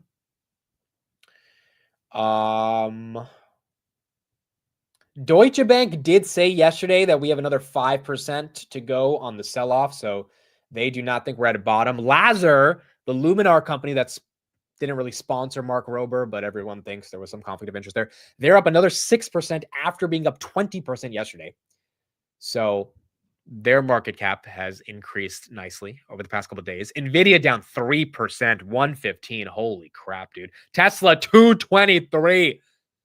Every other minute, it's another $1 that it falls. Oh my goodness. Same old story. Same old freaking story. Can we even be surprised, dude? Get 2 days of green, but I don't think we can be surprised that this is how it's playing out on the third day. Robinhood definitely about to go below 40 unless we really get a big bounce right there, but I doubt we're going to get a bounce. Adobe 387, Meta 585. Look, I want to buy Meta, but I'm also just like, at what point does this volatility stop? And it bounced last time at this 585 level. So maybe it bounces off this one again, but I guess we'll see throughout the day. HIMS right here at 33, Nvidia 115. The problem with buying any stock right now as well, outside of just like, normally DCAing, is again, we don't know what guidance looks like for the rest of the year. Like if Google comes out and says, hey, based on the uncertain foreign trade dynamics, we are lowering XYZ. Yeah, what is the market going to do? They're going to take the multiple down even further. It's like there's nothing you can do at that point. And that would just suck for everyone inside of these tech stocks. So it's one of those things where I can understand people's hesitation to buy even though I've been buying the dip on Google the past couple of days. But I think Q1 guidance or really 2025 guidance that we're going to get in Q1 will give us a better understanding of what happens. I sold all my Tesla last week and rotated into Google, may get back into Tesla. Yeah, I mean, look, if we get below 200 again, I think it gets very attractive. However, I did make this point with Steve yesterday. Everyone's expecting below 200. which the contrarian in me wants to think, well, maybe we're not going to get it as easily. I mean, when it was at 215, everyone thought it was going to 200 last week, and then boom, it bounced up to 250. Maybe that's emblematic of just like sentiment getting so bad, but that there's nowhere else to do but go up. But we could retest those levels. By the way, the fear and greed index has been in fear for the longest streak since October 2022. Since October 2022. So we have been in extreme fear at this point for basically 3 weeks. And it's not really changing. So as of now, since the sort of bottom of the bear market 2 years ago, we are matching some of those conditions in terms of sentiment. Warren, thank you for the super chat. BYD's fast charging car needs high cost charging stations, so it's a PR stunt to me. Okay, so your argument is that the charging stations need to be super high fast in terms of voltage in order for BYD to get these competitive dynamics of speed when it comes to charging. I've never been at a BYD charger before, so I'm not sure. But yeah, I mean, that is a good counterpoint that if a regular Tesla charging station doesn't need that much voltage, which is why it's not going to be as fast, but it also doesn't need that high level infrastructure to be able to charge. And most stations aren't going to have that type of infrastructure, then the desired outcome of fast charging might not happen with BYD, even if they're technically capable of doing it. So, I mean, that could be a counterpoint to the BYD claims that we got this morning. 224 on Tesla, down about 5.4%. Nvidia, 2.94. Lazar just crossed $7. Luminar, a couple seconds ago. Amazon down 2.6. Grab, holding on by a thread. Robinhood, basically 8 cents away from going below 40. And the S&P 500 officially is down 1% on the day. There we go. 1% on the day. See, the fear and greed updates pretty much every hour, if I'm not wrong, for CNN. Honestly, I think it upgrades every 30 minutes. It's pretty quick on the upgrades. So yeah, at least daily it's upgraded, and based on what I looked at over the past 3 weeks, this has been the longest streak of fear and greed in extreme fear since October 2022. Also, let me pull this stat up real quick. 91% of the S&P 500 stocks are now trading above their 5-day moving average, which is the high since December 2023. And Dixie, the dollar index, is the lowest since October. I think that is sitting at 103.53 right now, which is good. Getting that dollar down is important, but obviously, it's not really having much of an impact on the broader markets. Apple's at 213. That's down. Microsoft 383. That's down 1%. All the cruise lines and the airlines, nasty. Delta down 2. United down 2. Norwegian down 3. Royal Caribbean down 4. Southwest is slightly green. And then JetBlue is 1.32%. So all the airlines as well getting hit. Tesla at 225, trying to get a little bit of recovery. Is Buffett right investing on treasuries? Well, I don't know if Buffett's okay. So Buffett's been right for the past 3 months to be in treasuries to an extent, right? Some stocks have outperformed, but the broader market has gone down. So yes, I mean, now granted, he was in a lot of these treasuries in the majority of 2024, so that's where there was a bit underperformance, but he still had a good chunk of equities as well. But what's really interesting about Buffett is the 2 moves that he's making, which is number 1, investing in Japanese trading houses. So he's looking to get exposure to Japan more than the US. Basically, you read between the lines, he thinks the US is expensive and it's going to stay expensive, whereas Japan is cheap. And then number 2, thinking of selling off the real estate part of the Berkshire portfolio, which again goes into this thing that's rumbling in the grapevines around, hey, do we have an issue with mortgages? Do we have an issue with subprime? Do we have an issue with the housing market? I haven't done enough research to really confidently speak about that, but I'm doing more research and I'm trying to figure out if anyone has any due diligence on that. Please feel free to message me on Twitter, because there are rumblings about the housing market and what's going on with the housing market. So, and then Buffett, it doesn't help when Buffett's getting ready to sell a good chunk of his real estate business. You know, and dude, if there's a problem with the housing market, if we get a Big Short sequel, oh my gosh, dude, could you imagine freaking markets like if we get a like my intuition, which my intuition probably doesn't even matter on this, but my intuition is that it's not going to be as aggressive as like 2008.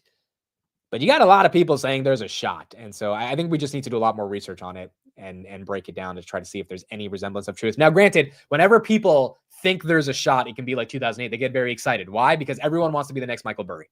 Everyone wants to get the clout of being the guy that called the housing crisis. Hell, maybe Michael Burry is going to try to become the next Michael Burry. But I don't think people realize how tough it was for Michael Burry to get that right. He was wrong for basically 3 years. His clients were getting ready to sue the crap out of him. And then he finally at the right moment was right. And the thing that people don't really remember as well is that once he was right, the banks were going under and he needed to take a discount on selling his credit default swaps because the bank couldn't pay him what he was owed because they didn't have the money. So I think 30% of what he was actually supposed to make, he wasn't even able to get. Because the banks were like, dude, we can give you whatever we have, but we don't have the rest of the money to give you the fair value of your default swaps, even though you're up on that. It's like if you buy a put on Tesla or something, and you're right, and then the market maker I don't know, the economy crashes so badly that the market makers are like, hey, we can't even give you what you deserve for being right about this put on Tesla because we don't even have the money to give. That's how bad it got. And so for something like that to happen again, I don't know, dude. I feel like that would have to be really aggressive for that to happen again. Robinhood at 39. Yep. What a surprise. Robinhood at 39. There she goes. 39.89 currently right now. Google in the 150s. My goodness. Dude, are we set up for a little bit of a Black Tuesday here? Is it going to be aggressive? 2.75% on Google. Where's Tessie? Tessie's still holding 224. But we are seeing some red. We are seeing some red. Wayne says in 2008, I went all cash, didn't go back till 2009. And within 6 months, I doubled my money. See, most people did not do that, Wayne, but you did, which is incredible. But the majority of people were left holding a bag. And it's tough to time it as perfectly as some people. But like, if we really get a 2008 type of crisis, dude, which again, like that was one of the questions I asked pretty much every day on the market open in 2024, when we were like, every day we were all kind of doubting, like, can we really be this bullish? But the number one question I kept asking was, where is the bubble, right? Like people can complain about valuations, they can complain about JPOW, but where's the thing that collapses everything? And it wasn't AI, in my opinion, and it's still not AI. I think AI is very real, and NVIDIA's numbers are a testament to how real it is. But if it's housing, and that's something that no one really is thinking about, that could be bad. Now, granted, that would look bad on Trump as well. So I think the Trump administration would try to do whatever they can to like not have that happen, because I mean, who wants to be the president who has another 2008 underneath them, right? Like, I don't think anyone would want that on their list.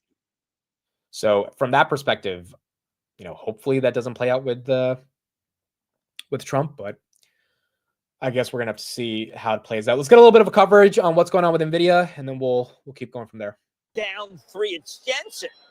I know, but you know, and They're laughing at when Jensen? I bring up all the potential negatives of the advancement in AI, what it's going to mean for the labor force, what it may mean for humanity, the response is often, well, we're also going to come up with enormous advances in drug discovery.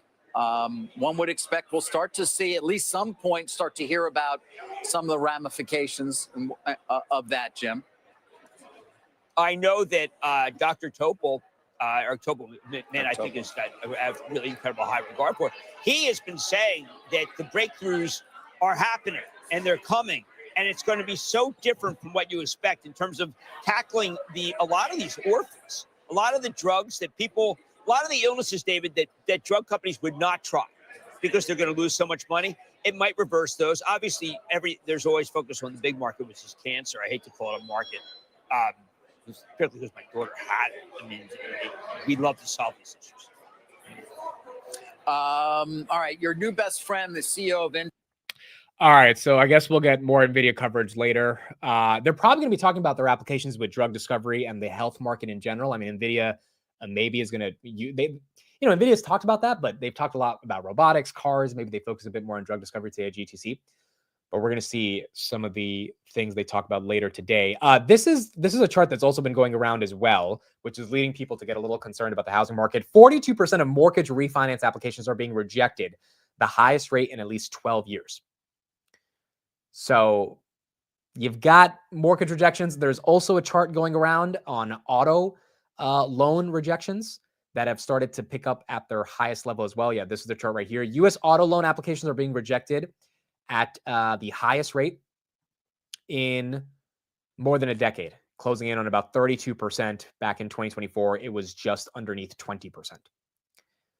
So you have credit providers rejecting refinancing applications in mortgages, and then auto loan lenders rejecting loan applications on cars. Tesla now down almost 7% on the day. It does lead you to believe there are some issues potentially with credit in the country. And I don't know if Doge is going to be able to fix that. I mean, there's going to have to be different solutions to be able to deal with that. Now, Doug makes a good point right here. If rejections are at a high rate, we're not in a bubble. That's actually a great point. That's true. I mean, in 2008, you gave, right, the famous example is you gave strippers a mortgage that obviously, and you gave them multiple mortgages. But if we are getting rejected, that's actually good at protecting against the bubble forming, which is not necessarily a horrible thing. But still kind of scary to see that this is the state of credit right now. Nvidia 115, HIMS 33, Tesla just getting smacked 223 right here. Google 159, Robinhood 39.51. Trying to find a base in this 39 level. If not, it's going to 38. Nvidia, wow, 114, bro. Holy crap. It was 124 yesterday, dude. This is wild, dude. Goodness gracious. GTC, baby. Amit, do you think Nvidia absorbed some of the Amazon undercutting with their margins? I think that's why Nvidia is getting hit right now. That Amazon headline came out this morning. That along with just GTC pre-event sell-off seems to be the reason why this is happening. I think we need more data, right? Like Amazon can come out and say, hey, we have this customer that's using our chips over Nvidia chips, and that's great for Amazon. But you need to see a string of anecdotes or quantitative examples of people meaningfully leaving Blackwell for what is equivalent to Amazon's H100 or to NVIDIA's H100 from Amazon. And given this is a competitive race where you need the best updated chips, if Amazon's not competing with Blackwell or Hopper or Rubin, then I don't know if it's that important. But yeah, that headline is probably the reason why NVIDIA is at least shedding a little bit of this 3% today. Tesla's still at 224. It hit 222 for a second. Where is Palantir? Palantir, it's been holding up, down only 5%. I know it was up 5% yesterday, so it's kind of just giving back what it got yesterday, but 75 to 85 has basically been a range that it's been kind of holding up.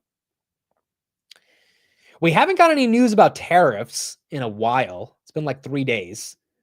No news about tariffs, which has been good in the midst of all this pain. Again, for Palantir, we did get a DOJ contract intention to sole source this morning. So that's some good news for Palantir. We don't have any update on how much the contract is or what exactly the contract is for, but it looks like it will be sole sourced to Palantir from the Department of Justice. We did get Karp again smiling on or smirking when he was asked if DOJ is bad for, or not DOJ, Doge is bad for Palantir. So I do think there's going to be a connection with that eventually we will see. But yeah, as of now, that along with commercial momentum we saw at AIPCon last week is what we have on Palantir. Are you covering Jensen's speech live? Yes, I will be live with Tanner at probably 12:45 Eastern. And we'll be covering it live.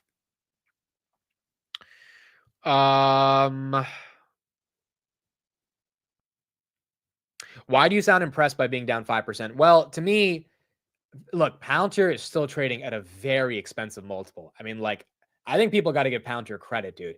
The lowest we got to in all of this volatility was 75, on March 11th. The fact that we're holding 82, even holding 75, dude, we're still trading at a 70 times price to, not price to earnings, price to sales. price to earnings is closer to 265. So the fact that we're holding, and we got, I think there was like 3 to 4% dilution last year, like all the fundamentals in terms of like pure pricing metrics, which are not fundamentals of the company, but they're metrics of like the way the stock is being valued, they're aggressive. And we are holding on to them because I think the qualitative metrics are so good. People don't want to sell their Palantir. I mean, like you would think that a company like this gets smacked, maybe heads to 55, 60 bucks, just because in general, right? It's a high beta stock, super aggressive multiple. People want to take their gains. A lot of you guys have, less than $20 averages, and you might want to take some profits, but still people are holding on, which is, I think, part of the reason why it's staying up here. Institutions maybe are buying this dip. And the 125 to 80 decline to me is irrelevant because 125 was really too aggressive. 80 is still aggressive, but if we can consolidate even for the rest of the year and hold 75 to 80, I would be happy. I really would, because it would give us so much time to grow into the valuation. It would form a really nice base. Maybe people wouldn't be that afraid of buying at these levels, even if the multiples are expensive. And I think holding on to this would be good. But it begs the question, if Deutsche Bank is right and we're going down another 5% on the S&P 500, individual stocks are probably going to get hit 10 to 15%. So we have to see if that can play out. They have a bear case of S&P 500 to 5250. Their bull case is still 7,000 though for the rest of the year. They just think we're going to get a dip before we fully get there.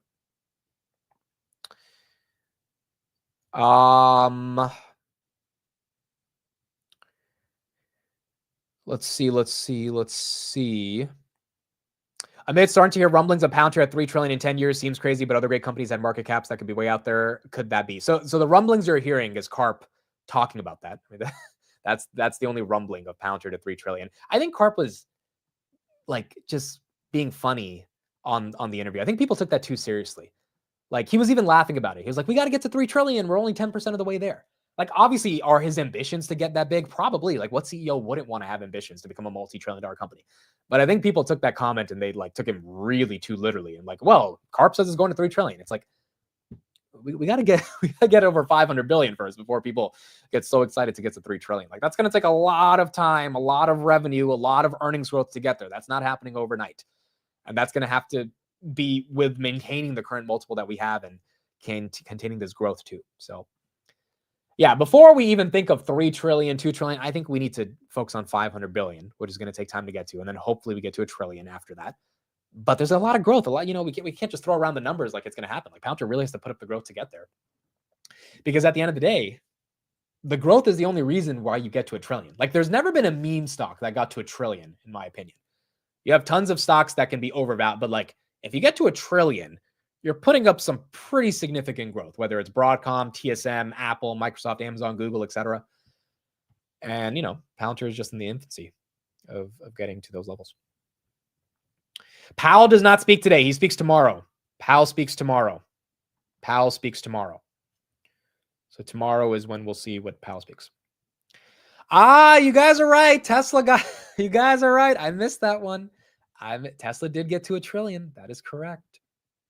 No, that's a good point. Tesla did not deserve to get to $1 trillion in October 2021. That was absolutely momentum-based. That is correct. Granted, though, Palantir is a B2B enterprise software company. Tesla was a consumer company at the end of the day. So for Tesla to get to $1 trillion, along with being in the zero interest rate environment and being a consumer play after 20x in 2020 with the pandemic, like I could see all the ingredients being there for Tesla to get there. For Palantir, I think they're going to actually have to put up the growth. Like it's going to be tough to touch $1 trillion without literally being able to meaningfully put up the growth. In 10 years, there will be many $3 trillion companies. People have been saying this argument. I don't know if I agree with that. In 10 years, there will be multiple $3 trillion companies. I mean, maybe, but like if it is multiple $3 trillion companies, it's because they are showing massive growth. It's not because, I don't know, does 3 trillion become so inflated to the point where 3 trillion is the new 500 billion? Because if 3 trillion is equivalent to 500 billion, then yeah, we're going to have tons of $3 trillion companies.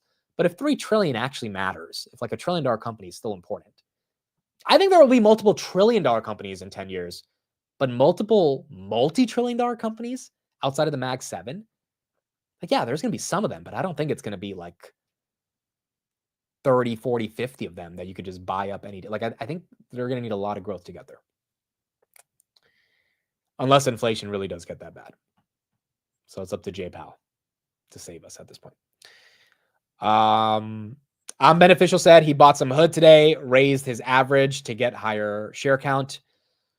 Look, I don't hate hood at these levels. It's just, it comes down to the same argument I've been saying for the past couple of weeks, which is that if the market definitively goes bearish, or not even bearish, but just flat, the volatility on hood is not really going to be accounted for in their metrics, and they're just not going to be able to put up the growth to be able to justify, getting back to 60, 70 bucks. So right now, I think if you're buying hood, you're buying that this dip is temporary. You're buying that this dip is going to be eventually turning into a U-shape or a V-shape recovery, and that hood's going to benefit a lot off of that in the second half of the year. But if it goes the opposite, then yeah, hood's going to get hit, just like the rest of the market. I do think their prediction markets are going to be good for hood. I think it's going to be another stream of revenue for Robinhood as well. So I think that's going to be important. But they're going to have to actually deploy those prediction markets in a meaningful way to start picking up revenue and to diversify the business from there. Nvidia at 115, MicroStrategy at 279, Amazon at 191, HIMS at 33, Tesla 224, Google 150 freaking 8. Where is Meta? Meta's at 582 currently right now. 10:30 slam. I mean, it's basically been a 10 a.m. slam all day, right? But yeah, maybe another 10:30 slam.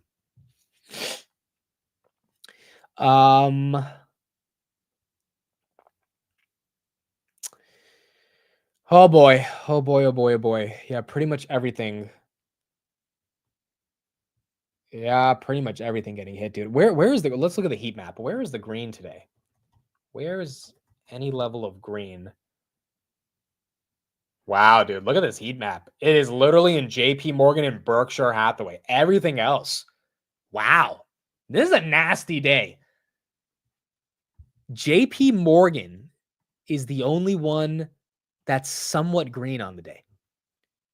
Everything else. You got a little bit of the oil stocks, United Healthcare, some of the Dow Jones companies, and then Berkshire, Buffett and Diamond holding on to his green. Some of the financials are also flat, even if they're not green. But everything else is bad. Let me see if I can get a global heat map. Hold on, let me see. Oh yeah, here we go. Okay, so here's a global heat map that we're looking at right now. So these are companies outside of the United States. You got China, that's a little bit red today. Japan is a little green. Taiwan's red with TSM. United Kingdom has some green names. See, like Germany, you've got some European companies that are down, but they're not down as aggressively as the Mag 7. So there's red, but there's not the type of red that we're seeing in the US markets. What's Amit's stance on pineapples on pizza? That is a random question, but I have to answer it because I do have a take on this, and the take is that pineapples don't belong on pizzas. It's just that simple. Oh, I didn't even tell you guys, dude. I was at the airport coming back from AIPCon, and I ordered a burger, and the burger had some special sauce on it or whatever. Obviously, that sauce is like rooted in mayonnaise because every time it's a special sauce, it's mayonnaise sauce. And so I get the burger, and I'm excited to take a bite. I hadn't eaten all day. I take a bite, and it's a big bite, bro. I bite into a mouthful of their special sauce, aka mayo. And I literally, I look, what do you guys think I did? What do you guys think I did? Because if you know me well enough, you know what I did. I get up, I quietly walk to the nearest garbage can. I realized within 0.2 seconds, my spidey senses went off that, oh, it's mayo. And I just completely spit it out of my mouth. I don't think I swallowed a single molecule of that bite as soon as I realized it was mayo. It was so bad. I did not be a man and suck it up. I didn't. I thought about it for a second. And then I was like, I'm going to throw up. I'm going to vomit. And so I went to the lady, and thankfully she was able to make me another one for free without the mayo. So I appreciated that. But yeah, I was ready to cry. I'm not going to lie. I was ready to cry. It was bad. It was so bad, dude. I was like, why do these companies have special sauces in their burgers? Like, just make the damn burger. Like, why does there need to be this sauce in it? Like, or like put it on the side or something. But like, the sauce doesn't make the burger. The meat makes the burger. But these companies want to get so creative and like have their special. I'm like, no, like this is like please, let's not attach this mayonnaise, which is what it is. I was ready to cry, dude. I was ready to cry. I'm telling you, that was before the flight. I didn't want to have any aftertaste of mayo in my mouth on the flight. Like, I was ready to dip. So thankfully, I got a new burger, but still, it was not a pleasurable experience. But yeah, but pineapples don't belong on pizza, dude. Like, who eats a pizza with pineapple? Like, why would you? I've never understood. Nvidia right here, 114. That's getting hit. Grab still holding green because of those acquisition rumors. Grab should be blood red right now, and it's somehow holding green, which is hilarious, but it should be red. S&P 500 officially down 1% on the day, 1.05%. NEO is green. Okay, so some of China is going green today. NEO as well, holding up. Is BABA still green or is BABA red? No, BABA's red, 3%. But NEO is green, 2.5. Everything else is red. Wait, you put ketchup on pizza? I hope you mean on burgers, Michelle, not on pizza. I've seen people put ketchup on pizza, and I'm like, it's already it has tomato in it already. Like, why would you put ketchup on a pizza? On a burger, that's fine. I'm not against ketchup with burgers. But on pizza, that's just weird. Dude, people dip their pizza in ranch. I saw that the other day. I was like, what? You're dipping your pizza in ranch? Like what? What is going on with humanity? Dip my pizza in ranch sauce? Do people actually do that? Because I was just flabbergasted. I was like, I thought ranch is for like wings, not for pepperoni pizza. I don't get it, bro. I really, really don't get it. Meta getting hit right here, dude. 4% down. Palantir 5.4%. Like, I want to nibble at some of these dips, but it's also like, goodness, it's just, you don't know. I'm curious though why we're like, Trump didn't say anything today. So what's happening today that's causing it? Like, is GTC tanking the whole markets? Tesla looking like it wants to go to 220. But what is your best reason for why we're having this pseudo Black Tuesday right now? It's not really that bad unless the S&P falls another 0.5%. Then yeah, it's one of the top 7 days that's been bad in 2025 if we get to 1.5 on the S&P. But what could be causing this? Because it's not Trump today. It's not tariffs. I don't think it's Russia-Ukraine stuff. Oh, well, yeah, I mean, the FOMC stuff, yeah, but this is aggressively scared for FOMC. This is not just a sell-off. This is like, I'm going to go full cash for FOMC. Maybe April 2nd, yes, that could also, I mean, people are getting ready for retaliatory tariffs, which is a fair reason to be afraid right now. Maybe it's the globalist. Yeah, maybe. Oh boy. Oh boy, oh boy, oh boy. Yeah, maybe it is FOMC tomorrow. Maybe it is. You have some Israel news with Gaza. That's correct. They had some strikes last night. That could also be creating some volatility. Oh my gosh. What a market, huh? What a freaking market. Oh, I just got an update from Morgan Stanley on Robinhood. Let's see if they adjusted any price targets. They are, nope, $90. They reaffirmed $90 after maintaining prediction markets are bullish for the company. They say, we believe prediction markets can add $260 million of revenue or about 14% to EPS over the next year for Robinhood. Wow. I didn't even expect prediction markets could be that big of a business. 260 million. That's closing in on their gold subscription business right now. And they believe that could happen by the end of next year. Okay, so Morgan Stanley reiterates $90 price target on Hood based on the prediction markets.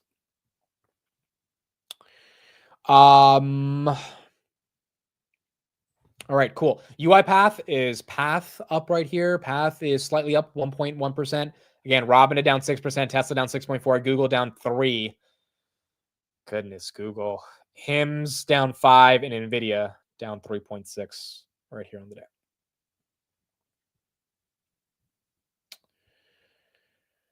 How bad are we doing today? Well, we are definitely not doing good. Definitely not doing good. Now, look, we haven't violated the lows from last week when things were really disgusting. So at least that is a bright side. The lows you're looking for is 549 on the S&P. We need to lose 549 for things to get really bad, which is probably another, 3% down. I mean, I don't know. If we lose that, then look out below. But if not, then hopefully buying any of these dips is not going to be too ugly right here. You know what's kind of crazy? It reminds you that if you're in the stock market, like the markets will go up and down together, meaning you can't really hide from the markets going down. So like, let's say like last year, Robinhood and Palantir massively outperformed a bunch of other stocks, but a lot of stocks still went up. And there were some stocks that outperformed Robinhood and Palantir, right? But like if you were green on the year, it's probably because the entire market was green on the year. It is really difficult, and that's why I think the Bill Ackmans, the Druckenmillers of the world get so much credit for you to end a year green. And most of the time, like in 2022, all of them were negative.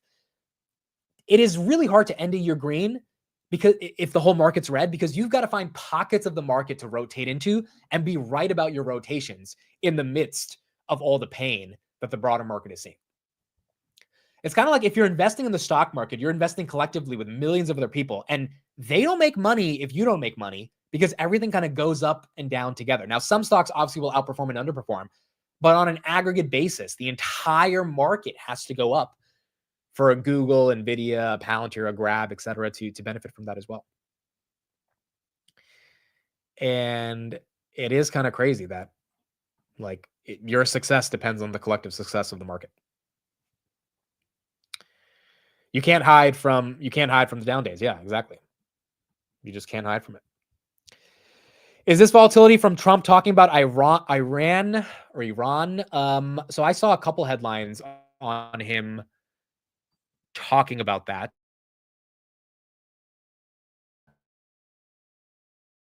I don't know if that's the reason for this volatility. Hopefully it's not, but it could be. Trump-Putin talks. Yeah, I mean, there were some headlines of that this morning as well, along with Trump talking about Iran yesterday, but I don't know. I don't know if that's the reason we actually are getting hit this bad. Also, I was going to say Citadel, right? We looked at the headline. Citadel and Millennium, they lost 1.5% last month. So even if the biggest market makers can't make money, it just goes to show you how crappy the market environment can be for some of these names. But that's what we're experiencing currently right now.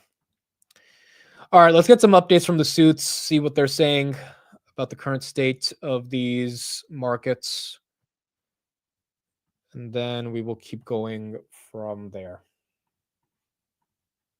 Tensions rattling U.S. markets, but international equities outperforming for a change. The MSCI All World ex-USA ETF up nearly 10% this year. Our next guest is long international value stocks, saying he expects a slowdown, but not a recession here in the U.S. Sebastian Page, T. Rowe Price, head of global multi-asset and chief investment officer, joins us now right here on set. Sebastian, good to see you. Likewise. We have seen a rebalancing of equity market performance and arguably economic growth expectations around the world. So I assume you think this is something that's sustainable and it's not too late? Is this the time now, Mike? Because it's been a value trap for quite a while. Very long time. And how do you know when a value trap is no longer a value trap? As you said, we're long international value stocks in particular. You need two things. You need the valuation spread, but that alone won't work. You also need some short-term momentum, and you need the short-term momentum to be supported by fundamentals. And I think we're at that stage. We're phasing in to the international value stocks off the back of, yes, attractive valuations, but also fiscal spending, in particular from Germany. Right. That was something that jolted the market, jolted global bond yields higher. And I guess from China as well. So is your focus more on Europe in the international basket at this point? Yeah, we like Europe. You know, the international value stock asset class is the best performing asset class year to date. It's up 13%, maybe neck and neck with gold. Maybe gold's a bit higher. So what's going on there? You have banks that are in better shape than they've been in a long time. Think, Mike, pre-global financial crisis, European banks were trading at twice their book value. Then you had the zero rate environment. And up until Negative recently, rate environment even there. Yeah, and that's not good for banks. And up until recently, they were below 1 times book value. And now they're peaking above 1x book value. So even though it's rallied, we think there's more room for it to rally further. China too. I mean, China's been actually a quietly good story as well. First shot up at last September on all the stimulus, monetary stimulus. Now they're talking about stimulating the consumer there. Yeah, we're more cautious on China. I would say we have, we don't have a house view at T. Rowe Price, so we're kind of divided on China. Some are long, some are short. My view is that there are broader structural issues in China that are still unresolved. Just look at the size of wealth destruction in the property sector in China and compare that to the global financial crisis in the US. It's actually 2 or 3 times the size of that wealth destruction. So you have structural issues that remain unresolved. I go back to, yes, there's momentum. Yes, there's a valuation spread. But do you have the fundamentals behind it? But they have the firepower to deal with it. They do, but they haven't used it as much as, where we used to talk about big bazookas coming out of China. We haven't seen that, and I think they want more stable growth than huge stimulus. Haven't heard you talk about tariffs yet. I just wonder when it comes to Europe. April 2nd is not far away. We don't know what things are going to look like, whether we're going to get 200% tariffs on various products coming from Europe. How big a concern is that for you? I'm trying not to talk about tariff, but it's impossible, right? And I'm trying not to talk about the word uncertainty. Last week, I got to say, I never heard the word uncertainty as often in the financial media in my entire career. And of course, it's related to tariffs. But I got some data from State Street. They have AI data where they scan everything that's said in the media, in the mainstream media. And I asked them, how often was uncertainty mentioned last week? I don't know how often you mentioned it we were just about this. On your show, but they showed me a time series going back 10 years. Last week was the week where uncertainty was mentioned the most often in the media in their 10-year data sample. So when uncertainty is up, stock prices are down. I'm worried about tariff like everyone else, but we have to widen the view of what's going on with stimulus in Europe and with banks in better shape and with finally positive rates. And that makes me want to continue to add to non-US stocks despite the tariff talks. Now, who knows? Maybe we'll get some deals out of the tariffs. That all makes sense for sure as the fundamentals kind of follow the valuation gap, as you said. Although the U.S. consumer is the single largest engine of global growth. If you viewed slightly higher tariffs as, you know what, we're going to make the rest of the world pay a little more of a toll to access the U.S. consumer, that's one thing. If the tariffs are so high and inflation goes high enough and all of a sudden it hurts business investment and the U.S. consumer starts to flail, then I guess everyone is maybe compromised. What is your view of the U.S. growth path at this point? I'm worried, Mike, about the U.S. consumer. The last 2 prints, including the one yesterday on retail sales, were not good, below expectation. The one before was negative and revised to minus 1.2 month over month. So I am worried about the U.S. consumer, but I would not count the U.S. consumer out. Household borrowing relative to disposable income is 30% lower than it was before the global financial crisis, close to an all-time low. Unemployment at 4.1, yes, it's rising, but it's quite low. There is a lot of employment in the economy. The long-run average for unemployment, let's just remember, is 5.7%. And wages are growing at 4%. And if you look back 12-month, inflation's at 3%. So wages are growing faster than inflation. None of this is equally distributed. Right. And the low-wage consumer is in bad shape. But in aggregate, I would not count the U.S. consumer out. So slow does not mean contraction Yeah. for a while. So So some more analysis around the state of the consumer not necessarily being in the best situation. I have acknowledged that I think we've got to wait on the data because Delta's guidance is not something you can ignore around airline fares and the consumer.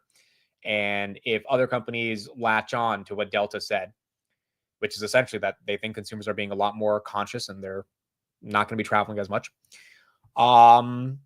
then we might have a realistic problem with the consumer over the next couple months. Some people probably already think there is a problem, but companies haven't guided for it yet. As soon as they start guiding for it, we'll be able to take it into account. However, that is technically good for inflation, which is the nuance to this. But it can't be that good for inflation that it's that bad for growth. And I guess we're going to have to figure out how that plays out.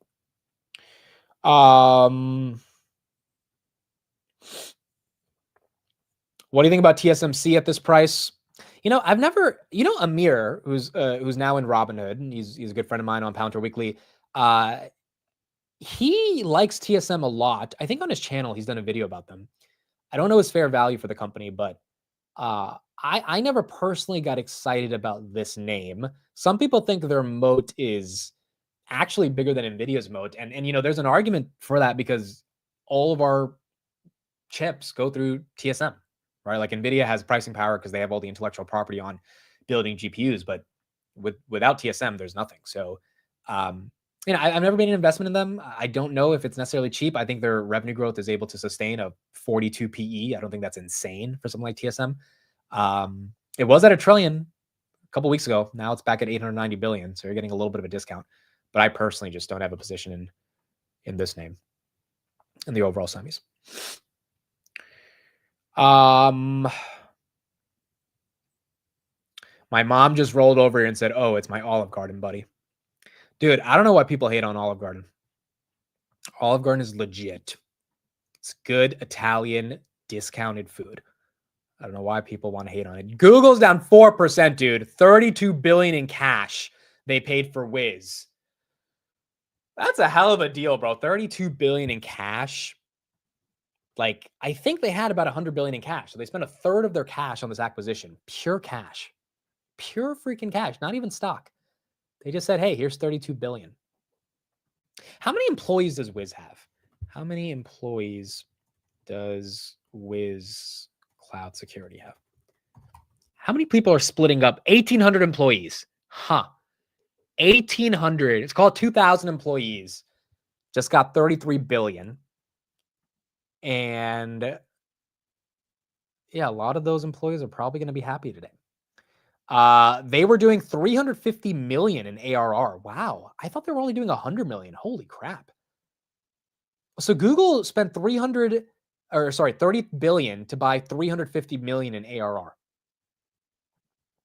I don't think that's the craziest deal, especially because they're growing, I think, triple digits year over year. So that number should, get closer to the $500 million range by the end of next year.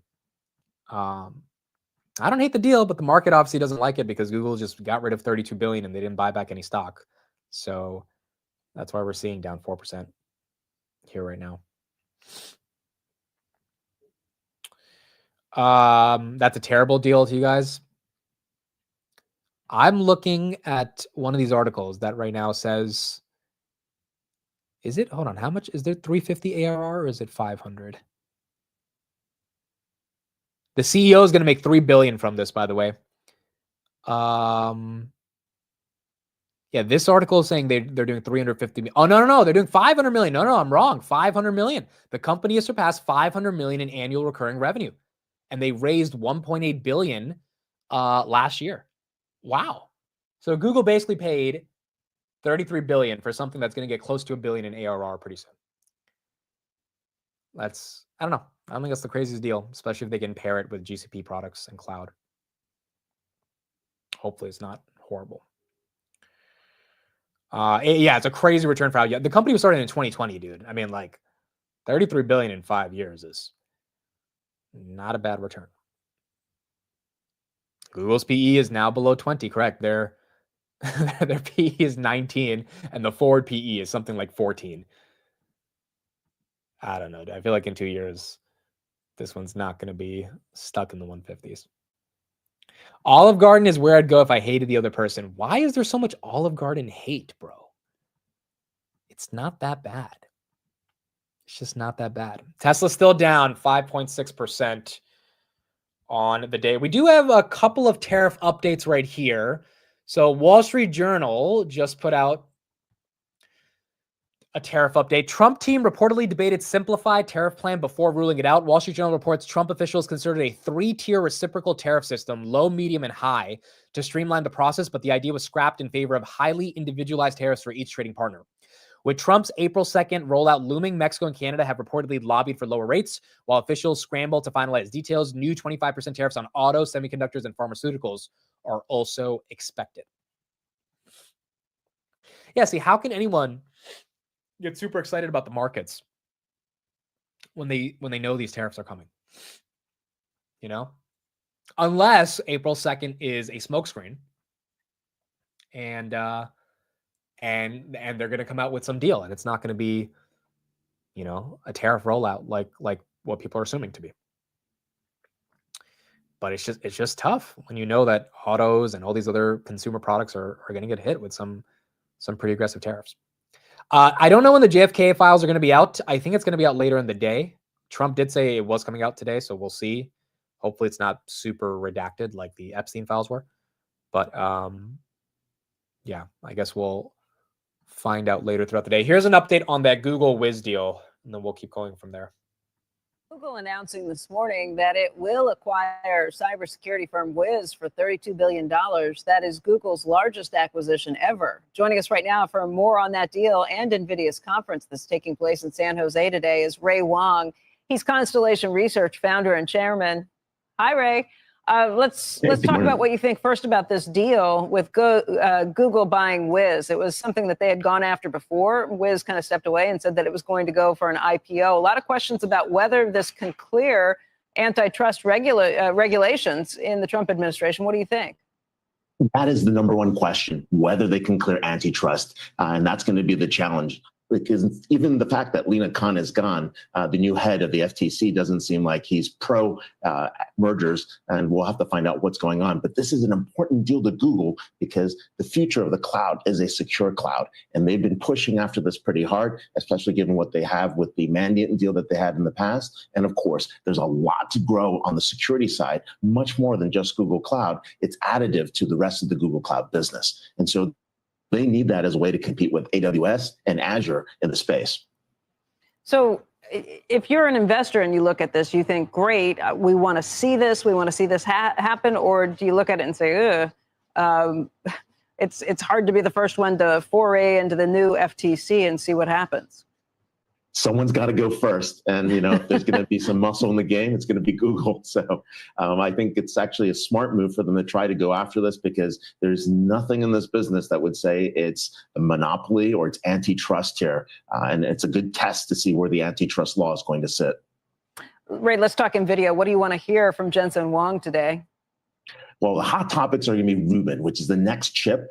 This comes out, and this is really part of Jensen's roadmap to be able to deliver new chips every 2 years, which sounds insane if you're a chip person. And they're going to be doing that. And they're going to talk about Blackwell as well. But the other piece that's going to be big here is really conversations about quantum. There's a quantum day. After Jensen kind of poo-pooed quantum not showing up for another decade or so, he's got panels with D-Wave, Rigetti, a whole bunch of other folks. And then, of course, robots and physical AI. So humanoid robots are going to be a big piece here. And of course, there's going to be a lot of talk about what they're doing on the software layer in CUDA, which is really how you access all the power behind the NVIDIA GPUs. He felt bad about what he said about quantum, didn't realize it was that a lot of those companies, I think, were public, that they saw that big drop. So maybe he's trying to make amends with what he sees there. I don't know if he felt bad. I think Jensen was intentional about that. And maybe now he's seeing quantum as an opportunity. Let's get some more updates on GTC today. As you see, shares of NVIDIA down about 3% right now. Christina Partsinevelos is here, and she's also there. That means in San Jose, and she has the latest for us. Christina. Yes, here in San Jose, 900 plus companies, 15,000 people expected. Right behind me, gathering in the stadium, which is normally used for concerts and NHL games. While Wall Street isn't expecting any bombshell news coming from Jensen Huang in his keynote, he'll be showing off definitely some exciting new chips. The Blackwell Ultra GPU drops later this year for handling those massive AI models, followed by the Rubin architecture in 2026, which would include CPUs and GPUs. Plus, he's already teasing what could come after that, maybe the Rubin Ultra, which all would require liquid cooling, something that may be discussed. We'll also get some news on some networking product updates with possible incorporation of co-packaged optics to help make data movement more efficient in AI systems. We'll definitely hear about robotics, humanoid robotics, quantum computing too, but the immediate revenue impact will be minimal. So you have to keep that in mind. But the big question for a lot of investors right now is, will there actually be enough demand for all of these new chips, especially on the annual cadence that they're coming out? That's why you do have Jensen Huang, CEO, really talking up AI inferencing as the next major growth area. Nvidia customers as well are deploying so much AI capital and compute today that those customers should enter a digestion period, something we need to consider, or a cyclical downturn, as Truist wrote in a note this morning. And there's also one major unaddressed risk, which is the mid-May implementation of Titan U.S. export controls. Those controls require licenses for GPU clusters of a certain size in tier 2 countries like Singapore, for example. And the approvals could take about a year for them to get, which means they wouldn't be buying as many chips as quickly. And then there's also concern about any future bans on NVIDIA's H20 chips to China. So Wall Street is definitely, excited for this, watching signs for that NVIDIA can really maintain AI dominance despite all of these regulatory hurdles. And that's something that will affect the stock price in the coming month, I should say. Guys? I do wonder how much of it is what he says on demand and how much is just the macro environment. It's been sort of risk off, unwind of tech, tariff concerns, policy concerns. It'll be interesting to see. Christina, thank you very much. We'll look for a lot more coverage from you all day long. Quick programming note. We'll be live again at 12, myself and Tanner, to kind of dissect what Jensen says today. Does anyone have any expectations for what he's supposed to say? S&P 500 still down 1%.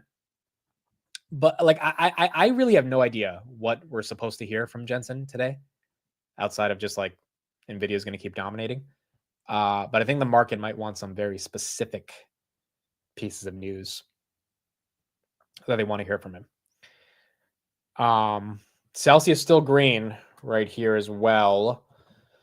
Celsius. Dude, how much is Celsius up year to date now? Rubin, yeah, probably want to hear about Rubin as well.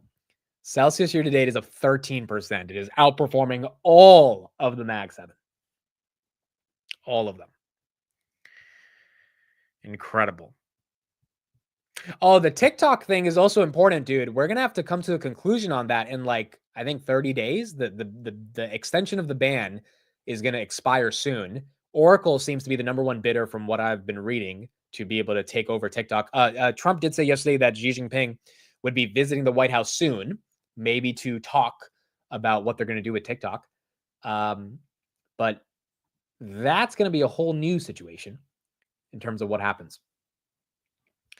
Because there's going to be some U.S. companies that get the benefit of that. Maybe that goes into the sovereign wealth fund like Trump has been talking about. I mean, we're going to have to see how we navigate that. Intel's up 30% year to date. Wow. Intel and Celsius did their thing. It's going to be on both of our channels, my channel and Tanner's. We'll be dual streaming it. So whichever channel you want to join to watch from,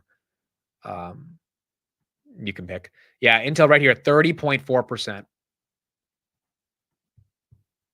Intel and Celsius, they did their thing. Wow, Morgan Stanley reiterated equal weight, maintained a $42 price target on Celsius. I think the Alani acquisition was important. Just in terms of them showing they can still externally grow, and consolidation in the energy space probably is important. It was either going to be Monster, Red Bull, or Celsius buying them up, and it ended up being Celsius. So that's not horrible. Meta is down year to date. At one point, this thing was $740 this year. It's at $578. So Yeah, it's definitely getting hit. The 10 years, dude, why is this 10-year up? Why is the 10-year up? The market's down. The 10-year should be down too. Like, what are they selling the 10-year to buy? Oh my gosh. Oh my gosh. I would rather buy Google stock than the leaps right now, to be honest, dude. I feel like the leaps, buying leaps on anything right now feels uncertain unless you're really sure you have enough time for it to play out. Does Google have December 2027? I would buy as much time as possible on the leaps because right now you don't want to take any chances and let things go the other way. Yeah, they have December. Okay, I don't hate December 2027 on Google. Obviously, you're paying a premium on these leaps because you're buying a lot of time. But yeah, you have at least 2.5 years for this thing to play out.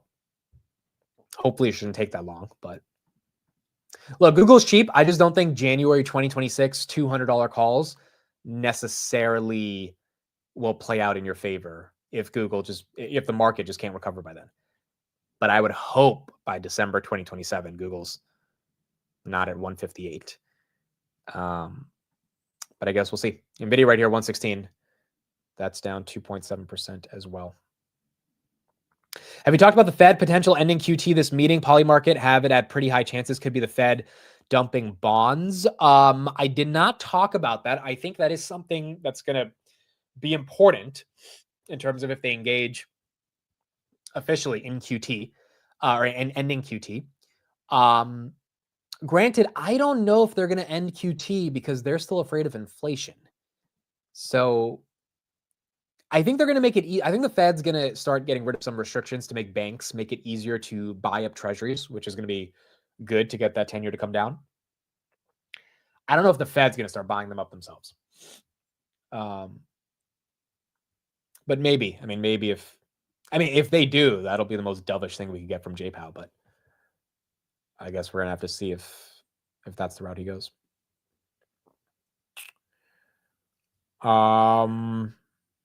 Gold is green. You are correct. Gold is green today. The price of gold, 3,029. We are there when it comes to gold. That means that gold Robinhood card I got has appreciated in value. So at least we got something that's going up this year. Wild, man. Absolutely freaking wild. Let's head to Alaska. Do you think that Meta is cheap? Yes, but I don't know, dude. Like a lot of these, Google's cheap, Meta's cheap. A lot of these stocks are cheap, but they're cheap on the idea that their earnings will continue to be what they are, and we have to hope there is not a massive paradigmatic shift within the ecosystem due to tariffs. Which, look, I don't think there's going to be. And as long as there is not, then these companies should be fine. But that's what we're going to have to wait to see. Also, again, a lot of this volatility just could be pre-GTC. Like people are just afraid and pre-Powell, more importantly. So, okay. So let's ask this poll to end out the show today.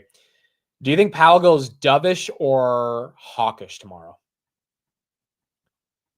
Powell dovish or hawkish tomorrow? You know, I kind of want to say he goes more hawkish than dovish. But I also feel like based on what we heard yesterday, not yesterday, a week ago at that Economic Club of New York, he wasn't that hawkish there. So I don't know why he would randomly become super hawkish. But maybe if he's afraid of yields getting hit, he can make an argument. Or of yields continuing to rise, he could find a way to get people to, be more scared and as a result, get the markets to come down. Let's get a little bit more coverage on this Google news as well. And then we'll end it up for today. $2 billion all in cash. Our next guest says this deal solidifies the growing importance of cloud security in AI. Let's get his take. Roth MKM analyst Rohit Kulkarni joins us now. He's got a buy rating, 220 price target, obviously on Alphabet is what we're talking about there. So does it enhance their cloud offering, make them more competitive against the likes of Amazon and Microsoft, Rohit? I think so. As Google Cloud, which has been number 3 player in the hyperscaler cloud business and has always had the lowest market share, I feel going more upstream, building more cloud infrastructure applications, and security is the biggest unlock. They acquired Mandiant a couple years back.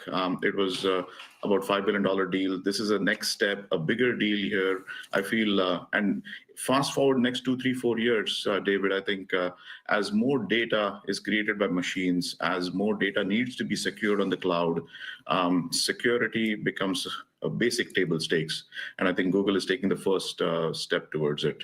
Yeah, as a percentage of the company's market value, it's small, 1.5% or so. But the largest deal they've ever done, and certainly the multiple to revenues, as we are aware of them, and the annual run rate for Wiz is quite high at some 30 plus times annual revenues. Does that give you any pause? Probably the way Google management is thinking here is we are on the cusp of seeing a very large unlock in the addressable market, which is the AI cloud. We're probably in kind of the second inning or even the first inning of what AI cloud would look like over the next 10 years. And as more companies go towards the AI cloud, think of 2012 in internet cloud. So I think they feel over the next 10 years, this could just simply mean that this was an extremely attractive deal if the hypothesis that more data to be secured, more applications to be secured, more robots and more agents going to be secured. I feel Wiz could just turn out to be a very smart deal. Yeah, and I like it more than buybacks, dude. 32 billion in buybacks versus actually expanding the product suite. I think it's not horrible. Doug right here says, I'm starting to think that Trump and Bassett miscalculated. The tariff talk was designed to make people sell their stocks, but becoming isolationists and ditching Ukraine devalued treasury bonds. It's a hell of a point, because people would sell their stocks to buy bonds, but then kind of isolating yourself from Ukraine is starting to get a lot of the international market to not want to buy U.S. debt. We saw that with Canada the other day that came out with a statement that they're thinking of selling some of their U.S. bonds. We're going to have to see. It is going to be a very nuanced, weird set of months, I think, especially on April 2nd, when tariffs officially go into effect, if they go into effect. But this is Trump's economy, and I guess we're going to have to see if it ends up absolutely playing out the way that he wants to make it play out. Wiz is a cybersecurity company for cloud. So they're cybersecurity, but in the cloud, which is why it makes sense with Google, because cloud is one of their fastest growing products with GCP. So I think that's why there's a good point for them to pair those two up together. All right, here we go. Word of the day, and then I'll be back in basically an hour with Tanner, an hour and a half, and we will do Jensen's keynote and see how Nvidia is starting off GTC. Word of the day is allay. Allay. To alleviate or mitigate. A quick apology helped allay the tension between them. Mulch will allay soil erosion in heavy rains. Well, I hope the tariff negotiations can allay this volatility. But it doesn't seem like that's happening. Allay this volatility, please. Yes. Dovish is basically Powell is more likely to give us a rate cut sooner than later, and hawkish is he's more likely to be higher for longer. That's the difference between dovish and hawkish. So yeah, dovish is bullish, hawkish is bearish, and dovish is we're more likely to get that rate cut than not. But we're going to see tomorrow what he ends up saying. This admin is not allaying my fears. I think that is fair for pretty much everyone. That's how everyone feels right now. All right, so I'll be live at 12:45 on this channel and Tanner's channel. We'll be covering what Jensen has to say. So that'll be an important keynote for GTC. The exact timing on that is, 12. Actually, we'll be live at 12:30. It says he starts speaking at 12:40. So we'll be live like 12:30. So basically in an hour and a half, we'll be live. And we'll see what Jensen has to say and what impact that has on the broader markets. That's going to be 12:30 Eastern. Everyone can change that for their time zone, but 12:30 Eastern. So basically, in about 90 minutes. All right, cool. Thank you, everybody. We'll be back in a little bit, and we'll see if Jensen can maybe save this market. Bye, everyone. See you guys in a bit.